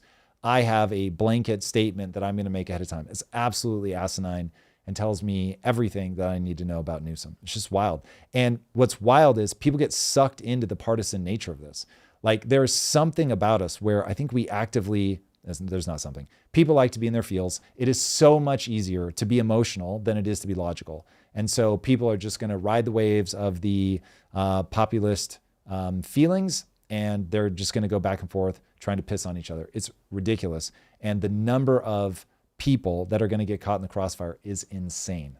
Because I know how much you hate it when I make decisions or thoughts based on my feelings, and you're always thinking about first principles. I brought this comment up because I thought it may not trigger you, but an interesting rebuttal. You read it wrong, Tom. You were not there and you were not at the trial, so you feel like some were wrongfully treated, and you deny the system of justice and support Trump's message of do it again. I think that's getting close to being a fair criticism. I won't say it's all the way fair because I have not done a deep dive on this. So it is very possible that if I spent a lot of time with it, I'd walk away going, man, fuck them all. They should all be in jail. That is possible. And I, at all times, hold myself accountable to information must be able to change your mind. So given that many times in my life, as I go deeper into something, I realize, I had fundamental assumptions. So I don't have any problem with that. It doesn't ding my ego in the slightest. But I've seen enough of it to say that I would be surprised if I didn't come out the other side going, yeah, there were some people that did absolutely abhorrent things that should still be in prison. But there are some people that were walking through it, that were peacefully moving through the space, did not do anything physical, didn't break anything, none of that.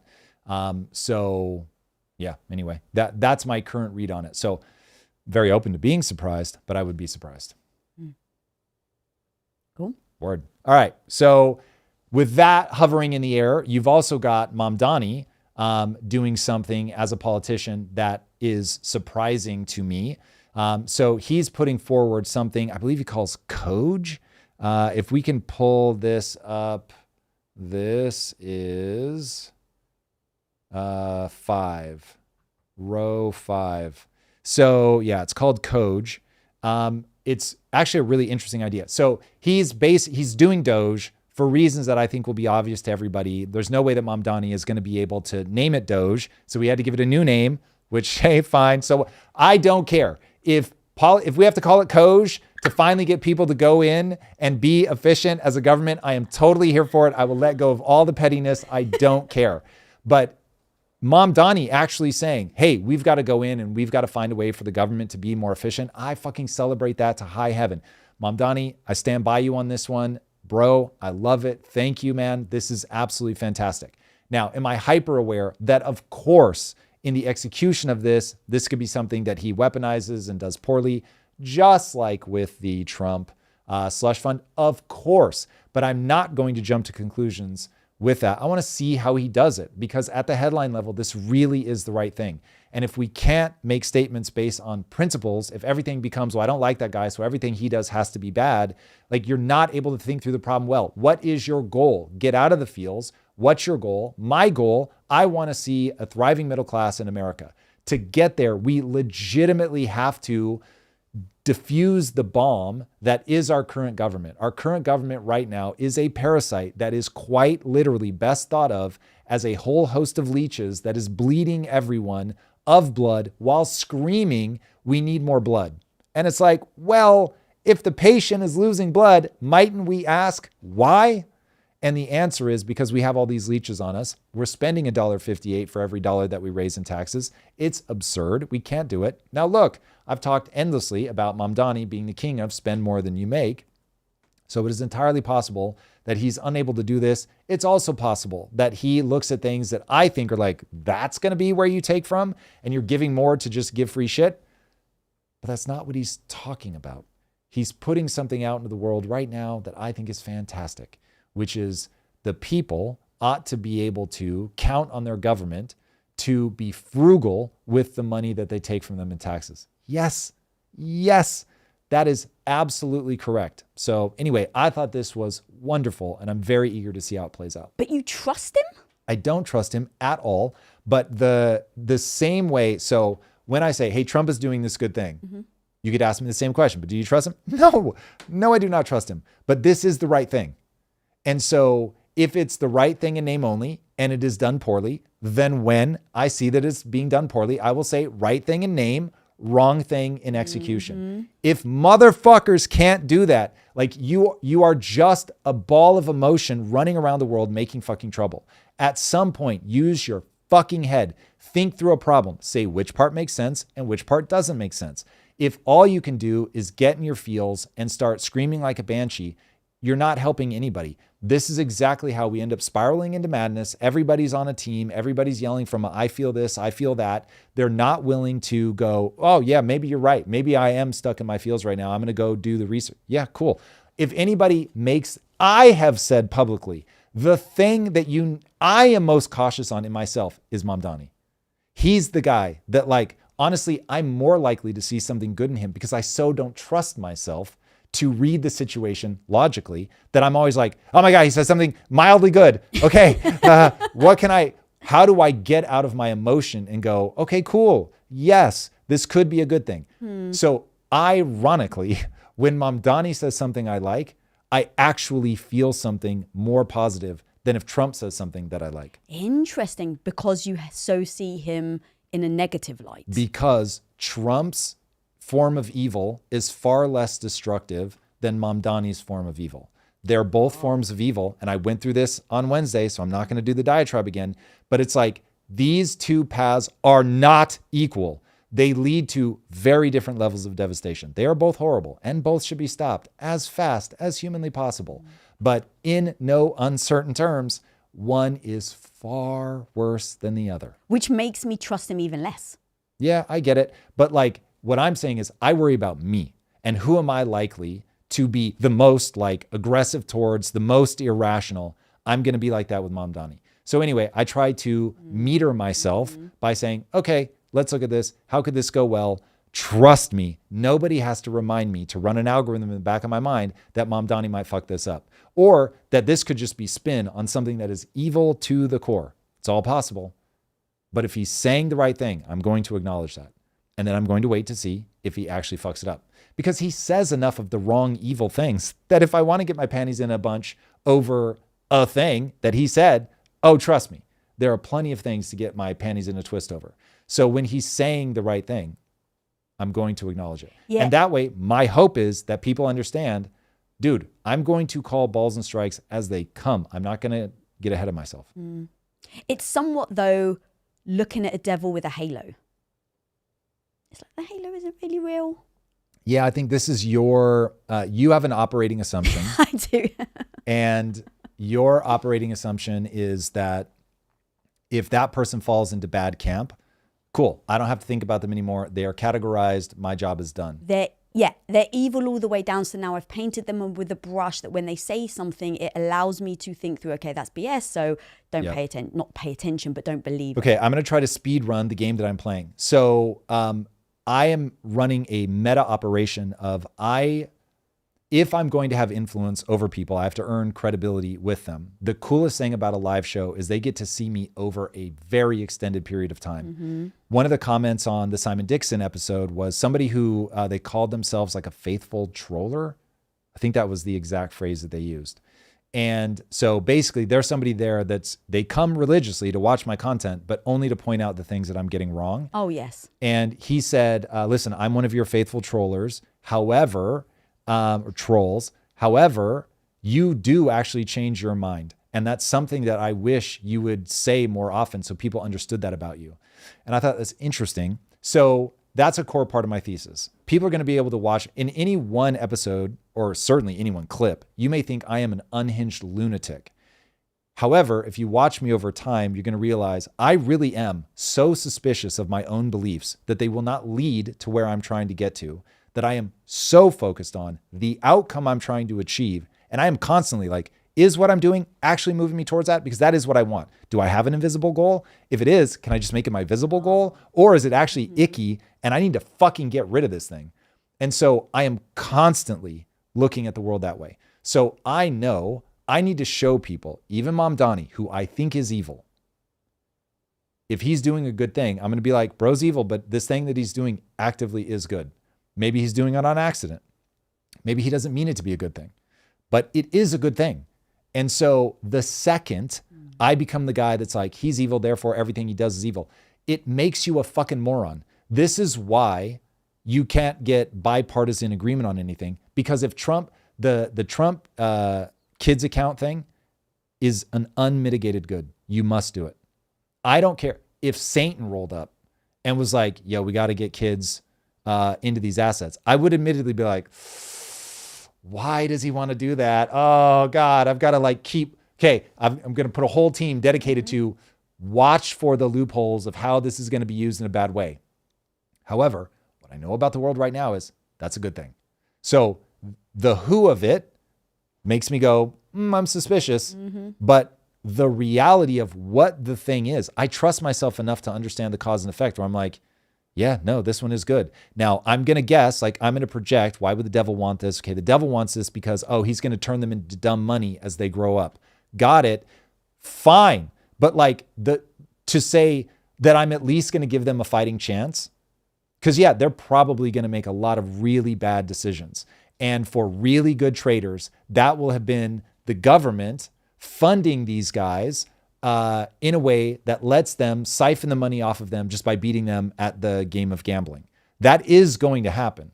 So that will be these traders basically taking traders, just to be very clear with my enunciation there, these traders being able to outtrade these, kids that just got it because they're a US citizen. And so now these traders later in their life, as it's compounding and actually becoming some real money, they're going to be able to outtrade them and get their money. But this falls into the dumb voter problem where I'm not prepared to live in a nanny state. If people are dumb, that's going to be its own consequence. And so I am prepared to let people own their own fucking life. And so if they vote for something that I hate, that is what it is. If they make a bad decision in the stock market, that is what it is.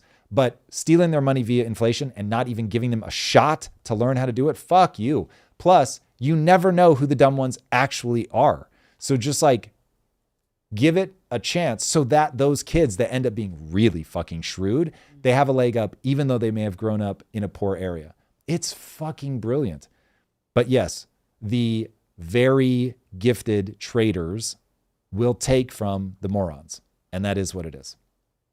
So anyway, intellectual humility over time, a willingness to change my mind over time, a willingness to go, a good idea from a bad person is still a good idea over time. They'll see me do it over and over and over and over. And so when I say something that's counterintuitive, that other people are like, this guy's a moron, they'll be like, maybe he's wrong, but I don't know that this guy's a moron. And he'll adjust his thinking. And if that ends up being the contribution, right? Because I've got to imagine myself, I'm 80 years old. This is going to be a phase in my life, I promise you. The odds of me doing YouTube forever are effectively zero. So this will be a phase in my life. I will look back at this and go, did I contribute something meaningful to the world? And if I can, the thing that I think I'm like a goated fucking superhero on is controlling my own mind. So on that, I stay out of my emotions. I know where I'm trying to go. I actually act in accordance with that. I'm extraordinarily resilient, yada, yada, yada. So I will be very proud of myself, even if people hate me, if I modeled that and people use it. Fair. So anyway, that's the game. That's the game. All right, there's a couple more juicy topics we've got to make sure that we get in today. Do not leave, guys, because these topics are hot and spicy. Man, we got to like get you on play. You're so much better at like the connective tissue of a live than I am. It is amazing. I'm very sad that you stopped doing it live. But also, guys, if you're watching, please thumbs up this video. You have no idea how much that makes a difference to growing this channel, growing this episode. So please, if this episode or Tom Bilyeu actually brings you value, smash the thumbs up. All right. Well, thank you. That is amazing. Okay, so the next thing I want to talk about is Peter Thiel. So Peter Thiel has reportedly moved to Argentina because he is worried about the U.S. We're going to see in the fullness of time how this ends up playing out. I will be shocked if he's overcommitting to Argentina because there are no guarantees that Milei stays in power. But what Milei has done in Argentina really is extraordinary. And I hate seeing people bill it as this is like a right-leaning thing or a left-leaning thing. This is really about common sense economics. And yes, you're going to need a big personality when you've had a country going in the wrong direction for over 100 years. It's going to take a very big personality to turn you back going the opposite direction. But what Milei has done is already extraordinary, and he's only been in office for a couple of years. And so I'll be very interested to see what happens over time. Now, anybody paying attention would be smart if you've got Peter Thiel's resources to build some kind of a relationship with that guy, because what he's doing is good for the world. It isn't just good for Argentina, though it is great for Argentina. And as a reminder, all of us should be thinking about what country is good to its people, where they're good to each other, and what country is respectful of personal property and capital. Those are going to be the places where people thrive, where people have the most freedom, where people will rate their like happiness index high. Like these are the places that all of us want to be. This is why for so long America was the place everyone wanted to go to. But you know what's crazy? Do you know where everybody wanted to go to before America? In the 1920s? Any guesses? Argentina. When we were competing for immigrants, America used to lose, and we were losing to Argentina because Argentina was absolutely killing it. They were an agricultural behemoth. The things that they were doing were extraordinary. The wealth was off the charts. I think they had like the fourth biggest economy in the world. It was massive. They were certainly in the top 10, I think in the top 5. Just absolutely massive. And everybody was going there. There was so much opportunity. And then, just like now is happening in America, people get confused and they think that the prosperity is a law of nature, that it will always happen, that the people that are winning are doing something evil, and therefore we need to take the money from them and redistribute to the people that aren't doing so well. And it actually broke the economy, it destroyed their country, and it made them an economic backwater for like 120 years. So it is a fucking disaster story. And the more you research that one, the more you're going to be mortified at how bad policy will absolutely crater an entire nation. And it doesn't do it for a generation or two. It does it for more than 100 years.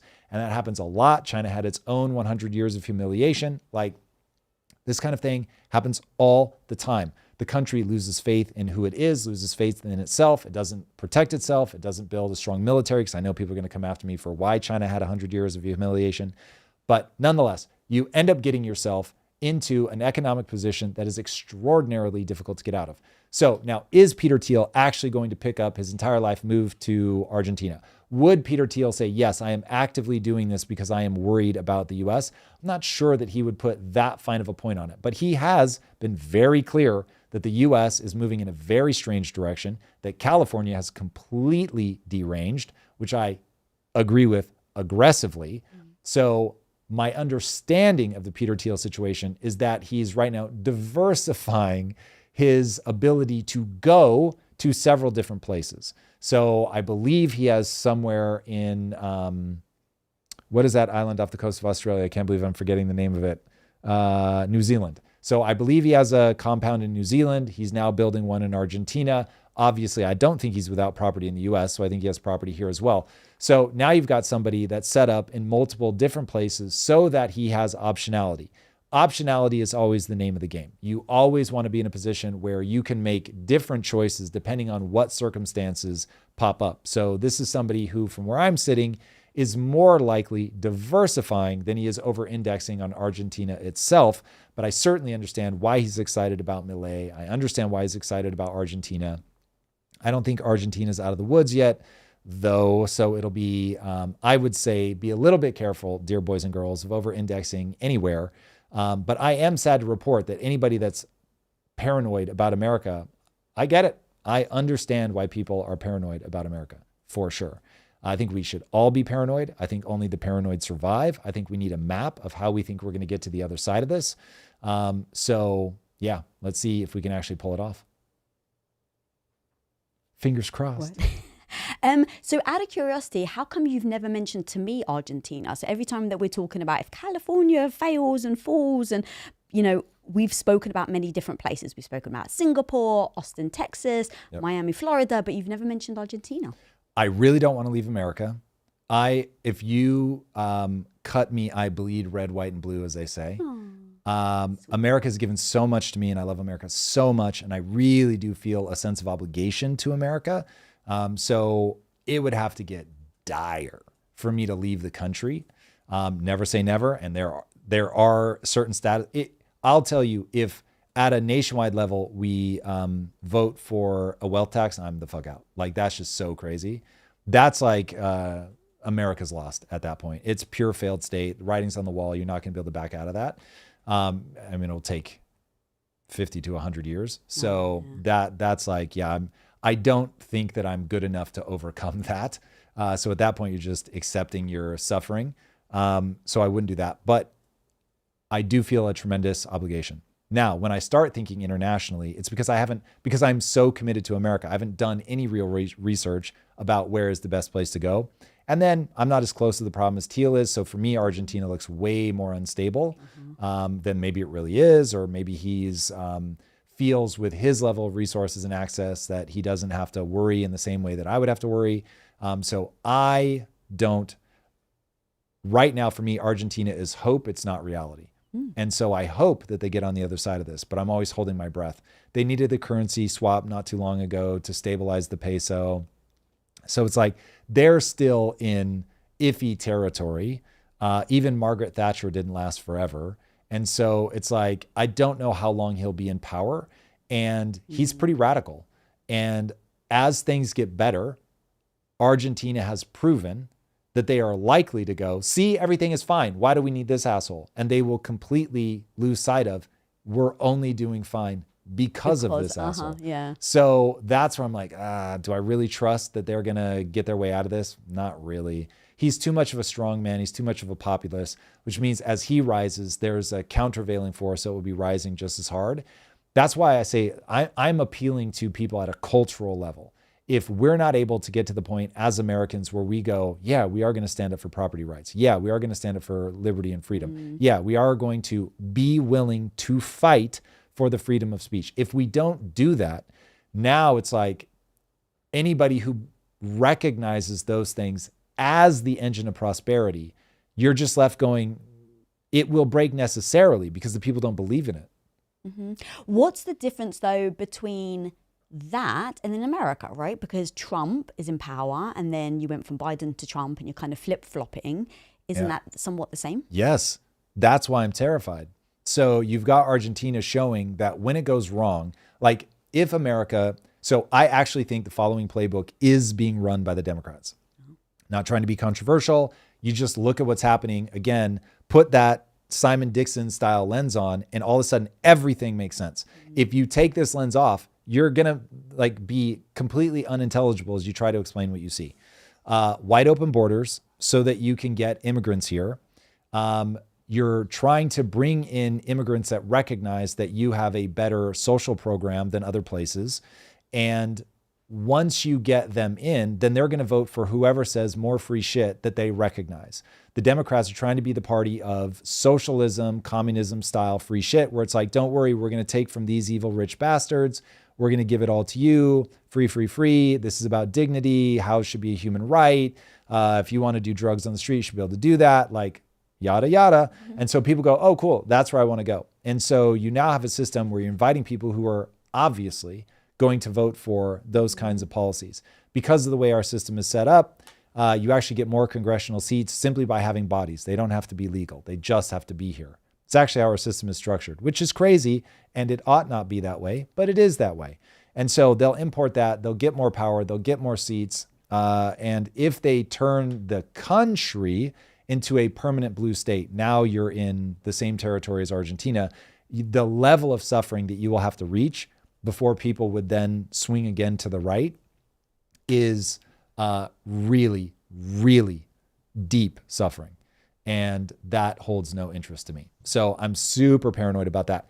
As America vacillates back and forth right now, it's like an earthquake. You can survive a couple swings, but if you swing for too long, it really does just break eventually. Mm-hmm.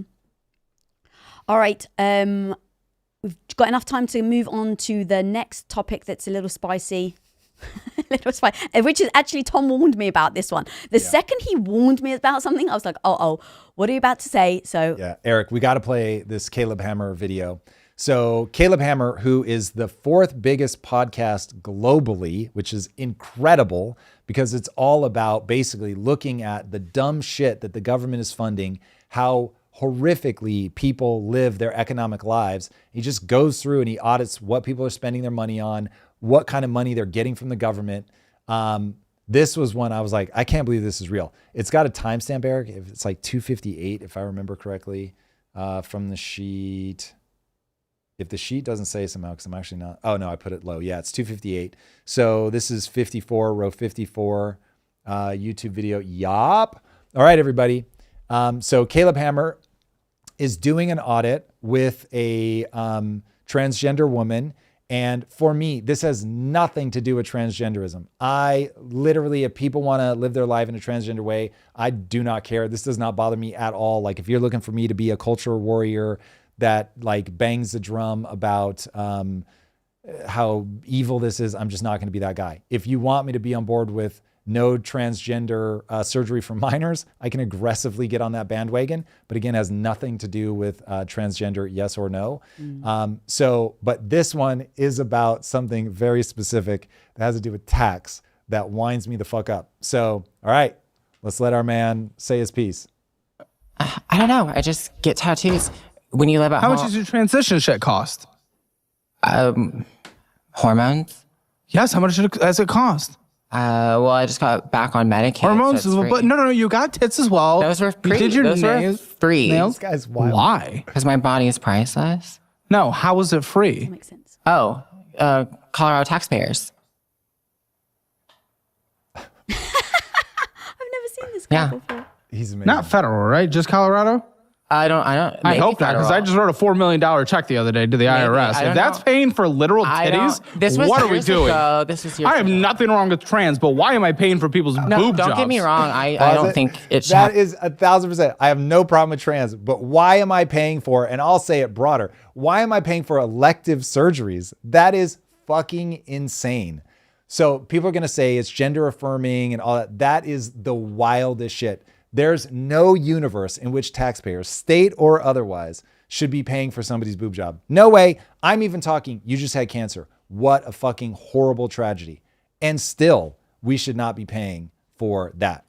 If you've got insurance and you're able to take care of your insurance for that elective surgery, I love the most. Keeping people alive, curing cancer, yes. Elective surgeries, no. That shit is so wild. That shit is wild.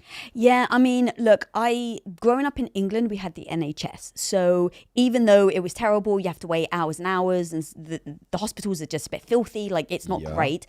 But when I came to America, babe, and you were telling me that, you know, you have to have insurance and things like that. And I was like, well, what if you don't have insurance and you hurt yourself? Like an old lady trips, breaks her hip. She doesn't have insurance. An ambulance won't come and pick her up. Or they'll pick her up and then they'll bill her $100,000. Right. And now this poor old lady has zero money, dies in debt. That shocked me beyond belief. I was like, you've got to take care of your people. I understand taxes suck and we pay crappy taxes in the UK. But it broke my heart that you just leave an old lady to die because they can't pay it. And then I see this infuriates me again to the point of like, love trans, cool, do you, I don't care. But the idea that someone can't pay a pill, can't go to the hospital or with something drastic and they're paying for cosmetic surgery, probably because of the marketing, you know, the messaging. It's a little sad. It's beyond sad. This is crazy. This is the kind of stuff that we should not be tolerating. This is why you spend $1.58 for every dollar in tax you raise. The things that we're paying for are so absurd. And this is going to go to the moon. So listen, no shame on her. If they're offering it for free, take it for free. Right. I get it. Yeah. But it's exactly. like, we shouldn't, I think, in fact, play it. Because I think she even says like, oh, we shouldn't offer this, but we do. So I took it. Yeah. Play it. But neither, but I did abuse the system. Because why would I pay for it? Do it. Not federal, right? Just Colorado? I I hope not, because I just wrote a $4 million check the other day to the IRS. If that's paying for literal titties, what are we doing? I have nothing wrong with trans, but why am I paying for people's boob jobs? Don't get me wrong. I don't think it should happen either, but I did abuse the system. Because why would I pay for it if I can get it for free? It's a fair question, the taxpayers paid. Pause it. Here is something that Canada is going to be learning the hard way. So there, people, I guess there's a phrase, I hadn't heard this, but like if England suffers from something, it's going to be in Canada soon enough. Now Canada, you're saying like a good thing. No, Canada not at all. Now has rape gangs in the same way that they were happening in England, which is wild unto itself. But they now have these gangs that are armed, and I don't know what Canada's gun laws are, but I think they're pretty strict, certainly compared to the US. And so these gangs are now running around like sending basically ransom notes saying, if we don't get paid this, like we're going to cause havoc. And it is, if you don't understand whatever policies you put in place, they are going to be abused. So if you have a policy that's like, we love everybody should have access to the Canadian system, and we don't want to see people have suffered anywhere in the world, so come to us. We're, I don't think they use the word sanctuary, but you'll get the idea. We're a sanctuary nation, like come. Sure, you're gonna get maybe even the majority of people. They're good-hearted, they want to contribute, they're amazing, you save them, it's incredible. You will get parasites. They will 100% milk the system. They will abuse it in every way possible. And she is just admitting, why would I pay for it if I can get it for free? And it's like, yeah, I'm not even putting her in that category. Like, she's just like, listen, like you shouldn't do it, but you do offer it. And so why am I going to be the fool? It's like when people are like, land acknowledgements, like, oh, we're all in stolen land. None of these motherfuckers are going to give their house back to somebody. Right. And honestly, fair enough. Why would you be the one person that does it? It doesn't make sense. It's like asking people to pay additional taxes. Why are they going to be the one person that does it? They're not going to be. So, but nonetheless, when you create a system like this, you're going to have a flood of people that are taking advantage of the system that have no good intentions whatsoever. And when you have a left-leaning personality, which by the way, the group needs, these are amazing people, you want them, but when you have a left-leaning personality and you just come at everything from a compassion standpoint, you need a right-leaning personality that's like, hold on, we have to balance this against personal responsibility. You can't just, you don't want to go all the way right, you don't want to go all the way left. And this is what it looks like when you can see that the balance is tipped way too far to the left. And that is the way the left is causing problems on tax. The way the right is doing it is I think both sides do the corporate part of it, if we're going to call that corporate socialism. But the military shit is wild. So that's where you break on the left. This is just crazy. It's crazy.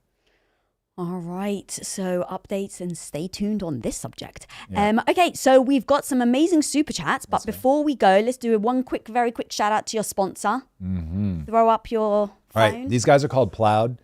So it's It's an AI device. I love these guys the most.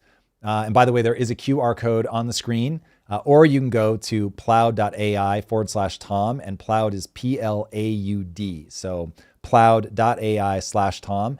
It records everything you do and then will allow you to condense that information so you don't have to re-listen to it. It's obviously hyper AI enabled. It's really slick. I've been using this for a while now. Very cool device. For anybody that's like, oh, I don't want to lose sight of that thing that we talked about in the middle of the meeting and I thought I'd remember, but I know that I don't. It is perfect for stuff like that. So check them out. This is one of the many, many, many ways that AI is going to be a huge boon in your life if you're not already using it. So shout out to Ploud, man. In fact, I think, did I use these guys before we even had the partnership with them? I can't swear to that, but they were on my radar. So, and the fact very interesting company. Yeah, and you're all about being as productive as possible. So the fact that you use it and it helps is a huge thing. So especially with my memory. So for sure. So thank you for being a partner in this show. All right, let's get to the super chats. Super chat. All right, let me see if I can read them. If my eyes get tired, you can, babe. This is from Justin Poland. First super chat. Genuinely love the show. Build skills down to basic life skills, then use them. I have started buying assets and doubled the value of that account in 15 months, focusing on macro trends. Thank you, like and sub. Oh, that's dope, man. You know you made somebody. I didn't make the money, but you know that the ideas have made the money when they ask people to like and sub. I love it. That's cool. Thank you for that. That's awesome, man. And I love it. Well done for investing so shrewdly. It's very impressive. All right. Next one is from Marussia Dark. All right. Most financial advice is aimed at 20-year-olds to leverage compounding time in the market. Small comfort for those broke at 30, 40, 50, 60 who get a late start. How to tailor investing strategies for each of those levels. The honest answer is, while I get it, it's very frustrating that you didn't start earlier. There's nothing that changes the dynamic of the market. And if you're taking, if you just accept, man, you could live to, let's say you're 60. Let's make it the worst case scenario that you mentioned. You could live for another 20, 30, 40 years, especially as technology comes on board. You also can take advantage of the compounding. So you may want to put more of your paycheck in. You probably want to be a little more conservative than somebody in their 20s because they can survive a bust and start over and still be fine. But yeah, the reality is most 20-year-olds are not going to do anything with that information anyway. So this is basically most people wake up and somewhere in their mid 30s, early 40s. So it just is what it is. So do your thing, start investing money. It is also, don't forget that you can build your skill set and start making more money, which would be if you're in the key working years of your life, that's where you want to focus on. But unfortunately, nothing can change the reality of the markets. They go up, they go down. And the only way that, and you can't even guarantee this, but the only way to have a very high likelihood of winning is have very long time horizons. So I ran the math at one point. I don't think there's ever been a 20-year stretch where you would end up down. So if you can leave your money in for 20 years, you're basically guaranteed to be up. Take guaranteed with a grain of salt, but that is as close to a guarantee as you're going to get in the economic world. Cool. And by the way, that includes like the Great Depression. So even there, on a 20-year time period, you're good. All right. Next super chat. Oh, $50. This is from DM. I can't pronounce Don't rush past that. $50. God damn. All right, let's go to the chat. Coming in hot. All right, I got you. Okay. Go ahead. Thank you, Tom, Lisa, and team for your sacrifice. That's maybe overly generous, but that's very kind. It is a sacrifice sometimes when you go Lisa, on camera and say stuff. Yeah. I will grant. Lisa has sacrificed for sure. Today is my girlfriend Taylor's birthday, and we can't think of a better way to kick it off. Keep up the fight. Happy birthday, Taylor. Taylor! Happy birthday, Taylor! That's so cool. I think that's the first time somebody's used the super chat to wish somebody a happy birthday, but that's awesome. And because my relationship is my highest value, how sweet is that? Like, honestly, that they're watching it together, that he's doing a shout out for his girl to show her like he loves her and he's there for her. That means so much. So what a great dude. And I hope that was a surprise for her. I don't know if she was sitting there watching him type it or like, no, say. Either way, happy birthday, Taylor. No joke. Happy birthday, Taylor. All right, next chat. Okay, yep, go to that one. All right. Which one, Eric? That one. Okay. Elena Gomel. Sure. SFF writer, academic, prof of narrative. Oh God, this is like one of those. I got you. Those reels. SFF writer, so science fiction fantasy writer, academic, professor of narratology, which I've never even heard of, from USSR, Israel, now Bay Area. This is like designed to fuck with your head. Substack, a guide to unreality, erudite, SFF, literary, cultural critique with politics. This is like the most sinister super chat ever, with politics close to, I believe that's Konstantin Kisin, is the best of amazing stories of 2025. Interesting. Okay. So, you understood that? Elena yeah, of course. Impressive. What? Elena Gomel. If you would, Eric, grab that name for me. I want to look into them. If basically, if KK has a sci-fi writer that writes with his politics, he's a very interesting thinker, then I'm very open. Cool. All right, we'll note that down. Thank you so much. All right, next one is from April. Now, April has history with me for sure. Good or bad history? Very good. She's incredible. So she was in ITU in the BDCEO program. Phenomenal entrepreneur. I haven't read the super chat. I don't know what she's about to say. But also, so I thought she was 38. Just like you sort of have in the back of your head. You don't really think about it, just 38. Yeah. Now, I'm talking sitting across from me. Mm-hmm. I've seen her in person. Mm-hmm. And she told me the other day she's 52 or 53. And I was like, you need to stop immediately. Whatever you're doing, you need to bring it to my house right fucking now. You have two customers, right? The wildest shit ever. So, okay, so now let's actually read the super chat. Right. First of all, it's a $50 super chat. Thank you, April. Wow, thank you, April. It's very kind. Gratitude for Tom's life and biz coaching that changed my life, and to Lisa for being a badass female entrepreneur mentor. Allowed me to take control of my life biz just in time to deal with this crazy world. Thank you, April. That's very sweet. She just finished the program Wednesday, I think. So and if people don't know cool. what program you're talking about. So Impact Theory University. So if whether you've started a business or never started a business, we have one for you. So she's a very seasoned entrepreneur that was in our highest level program known as $1 Billion CEO. But for anybody just starting out, we have Zero to Founder, which by the way, we do have another masterclass coming up. Do we have the date, Eric? Yeah, where can they go to like sign up and all of that good stuff? You would click the link in the description. That's the real answer. Can we throw the link in there while we're doing the super chats? Yes. In case people know, because if you're mentioning the and I'll be doing another free masterclass very soon for people to check out. We like free. Yes, we do. All right, next super chat. RJ, what up, RJ? Also from Impact Theory University. I co-founded a tech company in late 1996. We sold it in late 99 to Ask Jeeves. Oh my God, that's amazing. For $288 million. A year later, Ask Jeeves had gone from 188 when they bought us to 1. Oh. Ouch. Oh, all that energy and effort was wasted in the 2000 bust. Yeah, that's rough. Ooh. That is rough. That's the problem with, I don't know if your deal was stock or not, but that's the problem with stock deals is like it's such a gamble depending on what your lockup period is. If your lockup period is a long period of time, then they can end up driving into the ground. Hopefully, RJ, you were able to get out before the downturn. If not, I feel your pain, man. I feel your pain. That's rough. All right, next super chat. And can I just read a comment because it's one of the things that's my pride. Truth Devon said Lisa is actually quite funny. I didn't know she was that funny. It's on my No, say it. It's on my eulogy. Eulogy, thank you. So I basically wrote my own eulogy because I didn't want to take things for like hope people say this about me. Yeah. So I literally wrote out all the bullets of what I want to be said in my eulogy. And one of the top ones is I want someone to say Lisa was so funny. She made me laugh. Now, so thank you, Truth Devon.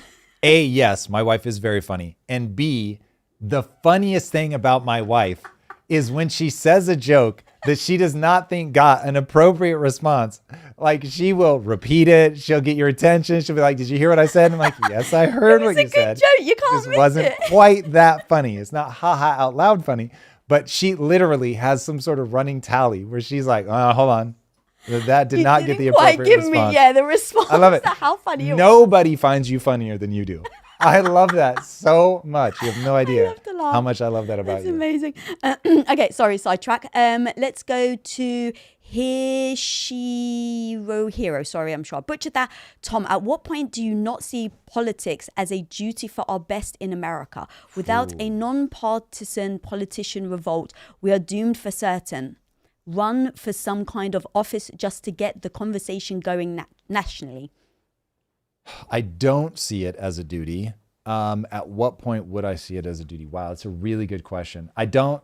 If we had kids, would you? No, I would see it as what is the way in which I am most likely to be effective? And I think everybody should ask that question. What is the way that you, with your individual passions and talents, are most likely to be effective? And I know about myself, I wouldn't be a good politician. So if you guys don't know, I had a strategy coming into Hollywood because it's the only strategy that I could run. And it went like this. And I would tell everybody directly to their face. My strategy in Hollywood is going to be that I will always tell people exactly what I think. There's going to be none of my people will call your people. If I like something, I'll say I like it. If I don't like it, I will say I don't like it. And I really thought that I was going to earn a good reputation because everybody in Hollywood says like, oh my God, you never know where you actually stand. People lie all the time. They just tell you what you want to hear. It's fucking miserable. And so I literally told everybody exactly what I thought. And it was the most hysterical experience professionally of my life because I had people literally like leave a meeting and they were actively my managers. Okay. They had signed me. I was repped by them. And we had to have a come to Jesus meeting because they would keep saying shit and then not doing anything about it. And so finally one time I was just like, stop. You've said that 3 times now. I've given you the same answer every time and we walk away and nothing happens. So just tell me what is actually true. Whatever it is perfectly fine, but I want to know what's actually true. You say this, you go do this. I've given you this answer. Is that answer confusing? Now I didn't actually hold my hand to my fucking ear, but it was like, I was very blunt. You said those words. I said those words just minus the hand. I got very tense. I was sitting there holding everybody my breath. In the room was like, what is happening? But listen, in every aspect of my life, when you get to the point where it's like, listen, we've got to lay our cards on the table. We're just going to say what is true. I welcome you to say back to me. If I'm the problem, you can tell me directly into my face. I'm not going to be weird or whatever. But yes, there is a point at which I just become completely blunt. And I think everybody needs that gear. So anyway, I said the completely blunt thing to them. What did they say back in the room? Now you could tell in their faces that they were mortified, but what they actually said was, oh my God, yes, this is great. What a breath of fresh air. I quite literally never heard from them again, ever. So it ended the relationship. And I was like, that's fucking hysterical. If in the room they had been, don't talk to me like that or whatever, I'd have been like, cool, at least we're now finally fucking communicating. But they didn't. And they told me, oh my God, this is amazing. There's nobody like you. And then they fucked up. That's what I would be like as a politician. I'd be like, what the fuck are you actually trying to say? What do you stand for? Stop moving on. Tell me what you stand for. Where are you trying to get to? What is the cause and effect? Like, but maybe that's what politics needs. No, it doesn't work. Politicians need good liars. Politicians need people that can smooth things over because the public would fucking despise me. Yeah, I mean, to be honest, as your wife, I definitely don't want you to get into... Also sadly, sorry guys, maybe I'm against you here, but no way do I want my husband in politics. And look... But I want to be honest. Caveat, if you came to me and said, babe, it's important, I really want to do this because I feel like I can help people, I would support you. You would, and you have earned that reputation. But I wouldn't want you to. I need people to understand what makes me a terrible politician. It might be the thing that makes them like me as somebody talking into a microphone, but it is the thing that would make me a bad politician. Because here's what would happen. Somebody would ask me to lie into bullshit and I'd be like, I'm not going to do that. And then they would ice me out or they would come after me for some trumped up charge, whatever. And I would go to the American people and be like, this is all a fucking scam. This is all bullshit. And then my career is dead because you have to build coalitions, and to build coalitions, you have to constantly compromise. And I'm not that guy. I'm not good at that. I am self-isolating anyway. Is it Tucker Carlson that everyone wants to run? I'm sure there are a lot of people that want Yeah, there's like, I think it's him. I'm just not one of them. But a lot of people are like, we want him to run. And there's rumors that he might run. And there are rumors that, not rumors, it came out in the Dominion lawsuit that he says one thing on air, but privately is saying something completely different. Yeah, I mean, look, to your point, politicians, that's what they do. Yes. And you need them to do that. That's the very bad news because you have to deal with people that are just emotion. They are pure emotion. They're not going to be able to interface with the world in an intellectual fashion. And I don't respect people that deal with the world at an emotional level. So I can't help you. So anyway, if anybody will give me any credit for being good at this part of life, trust me, whatever it is that makes me interesting here makes me the exact opposite as a politician. I would fail instantly. So yeah, it would be terrible. Is that all the super chats, guys? We got through them all? All right, we got through them all. Let's go. Boys and girls, I love you the bunch. I love you bunches. We're way over today. Forgive us for that. And I hope you have a wonderful weekend. We will see you Monday. And by the way, don't forget to show love to today's sponsor, Plowd. It's cool technology. Be sure to check it out. Plowd.ai/Tom.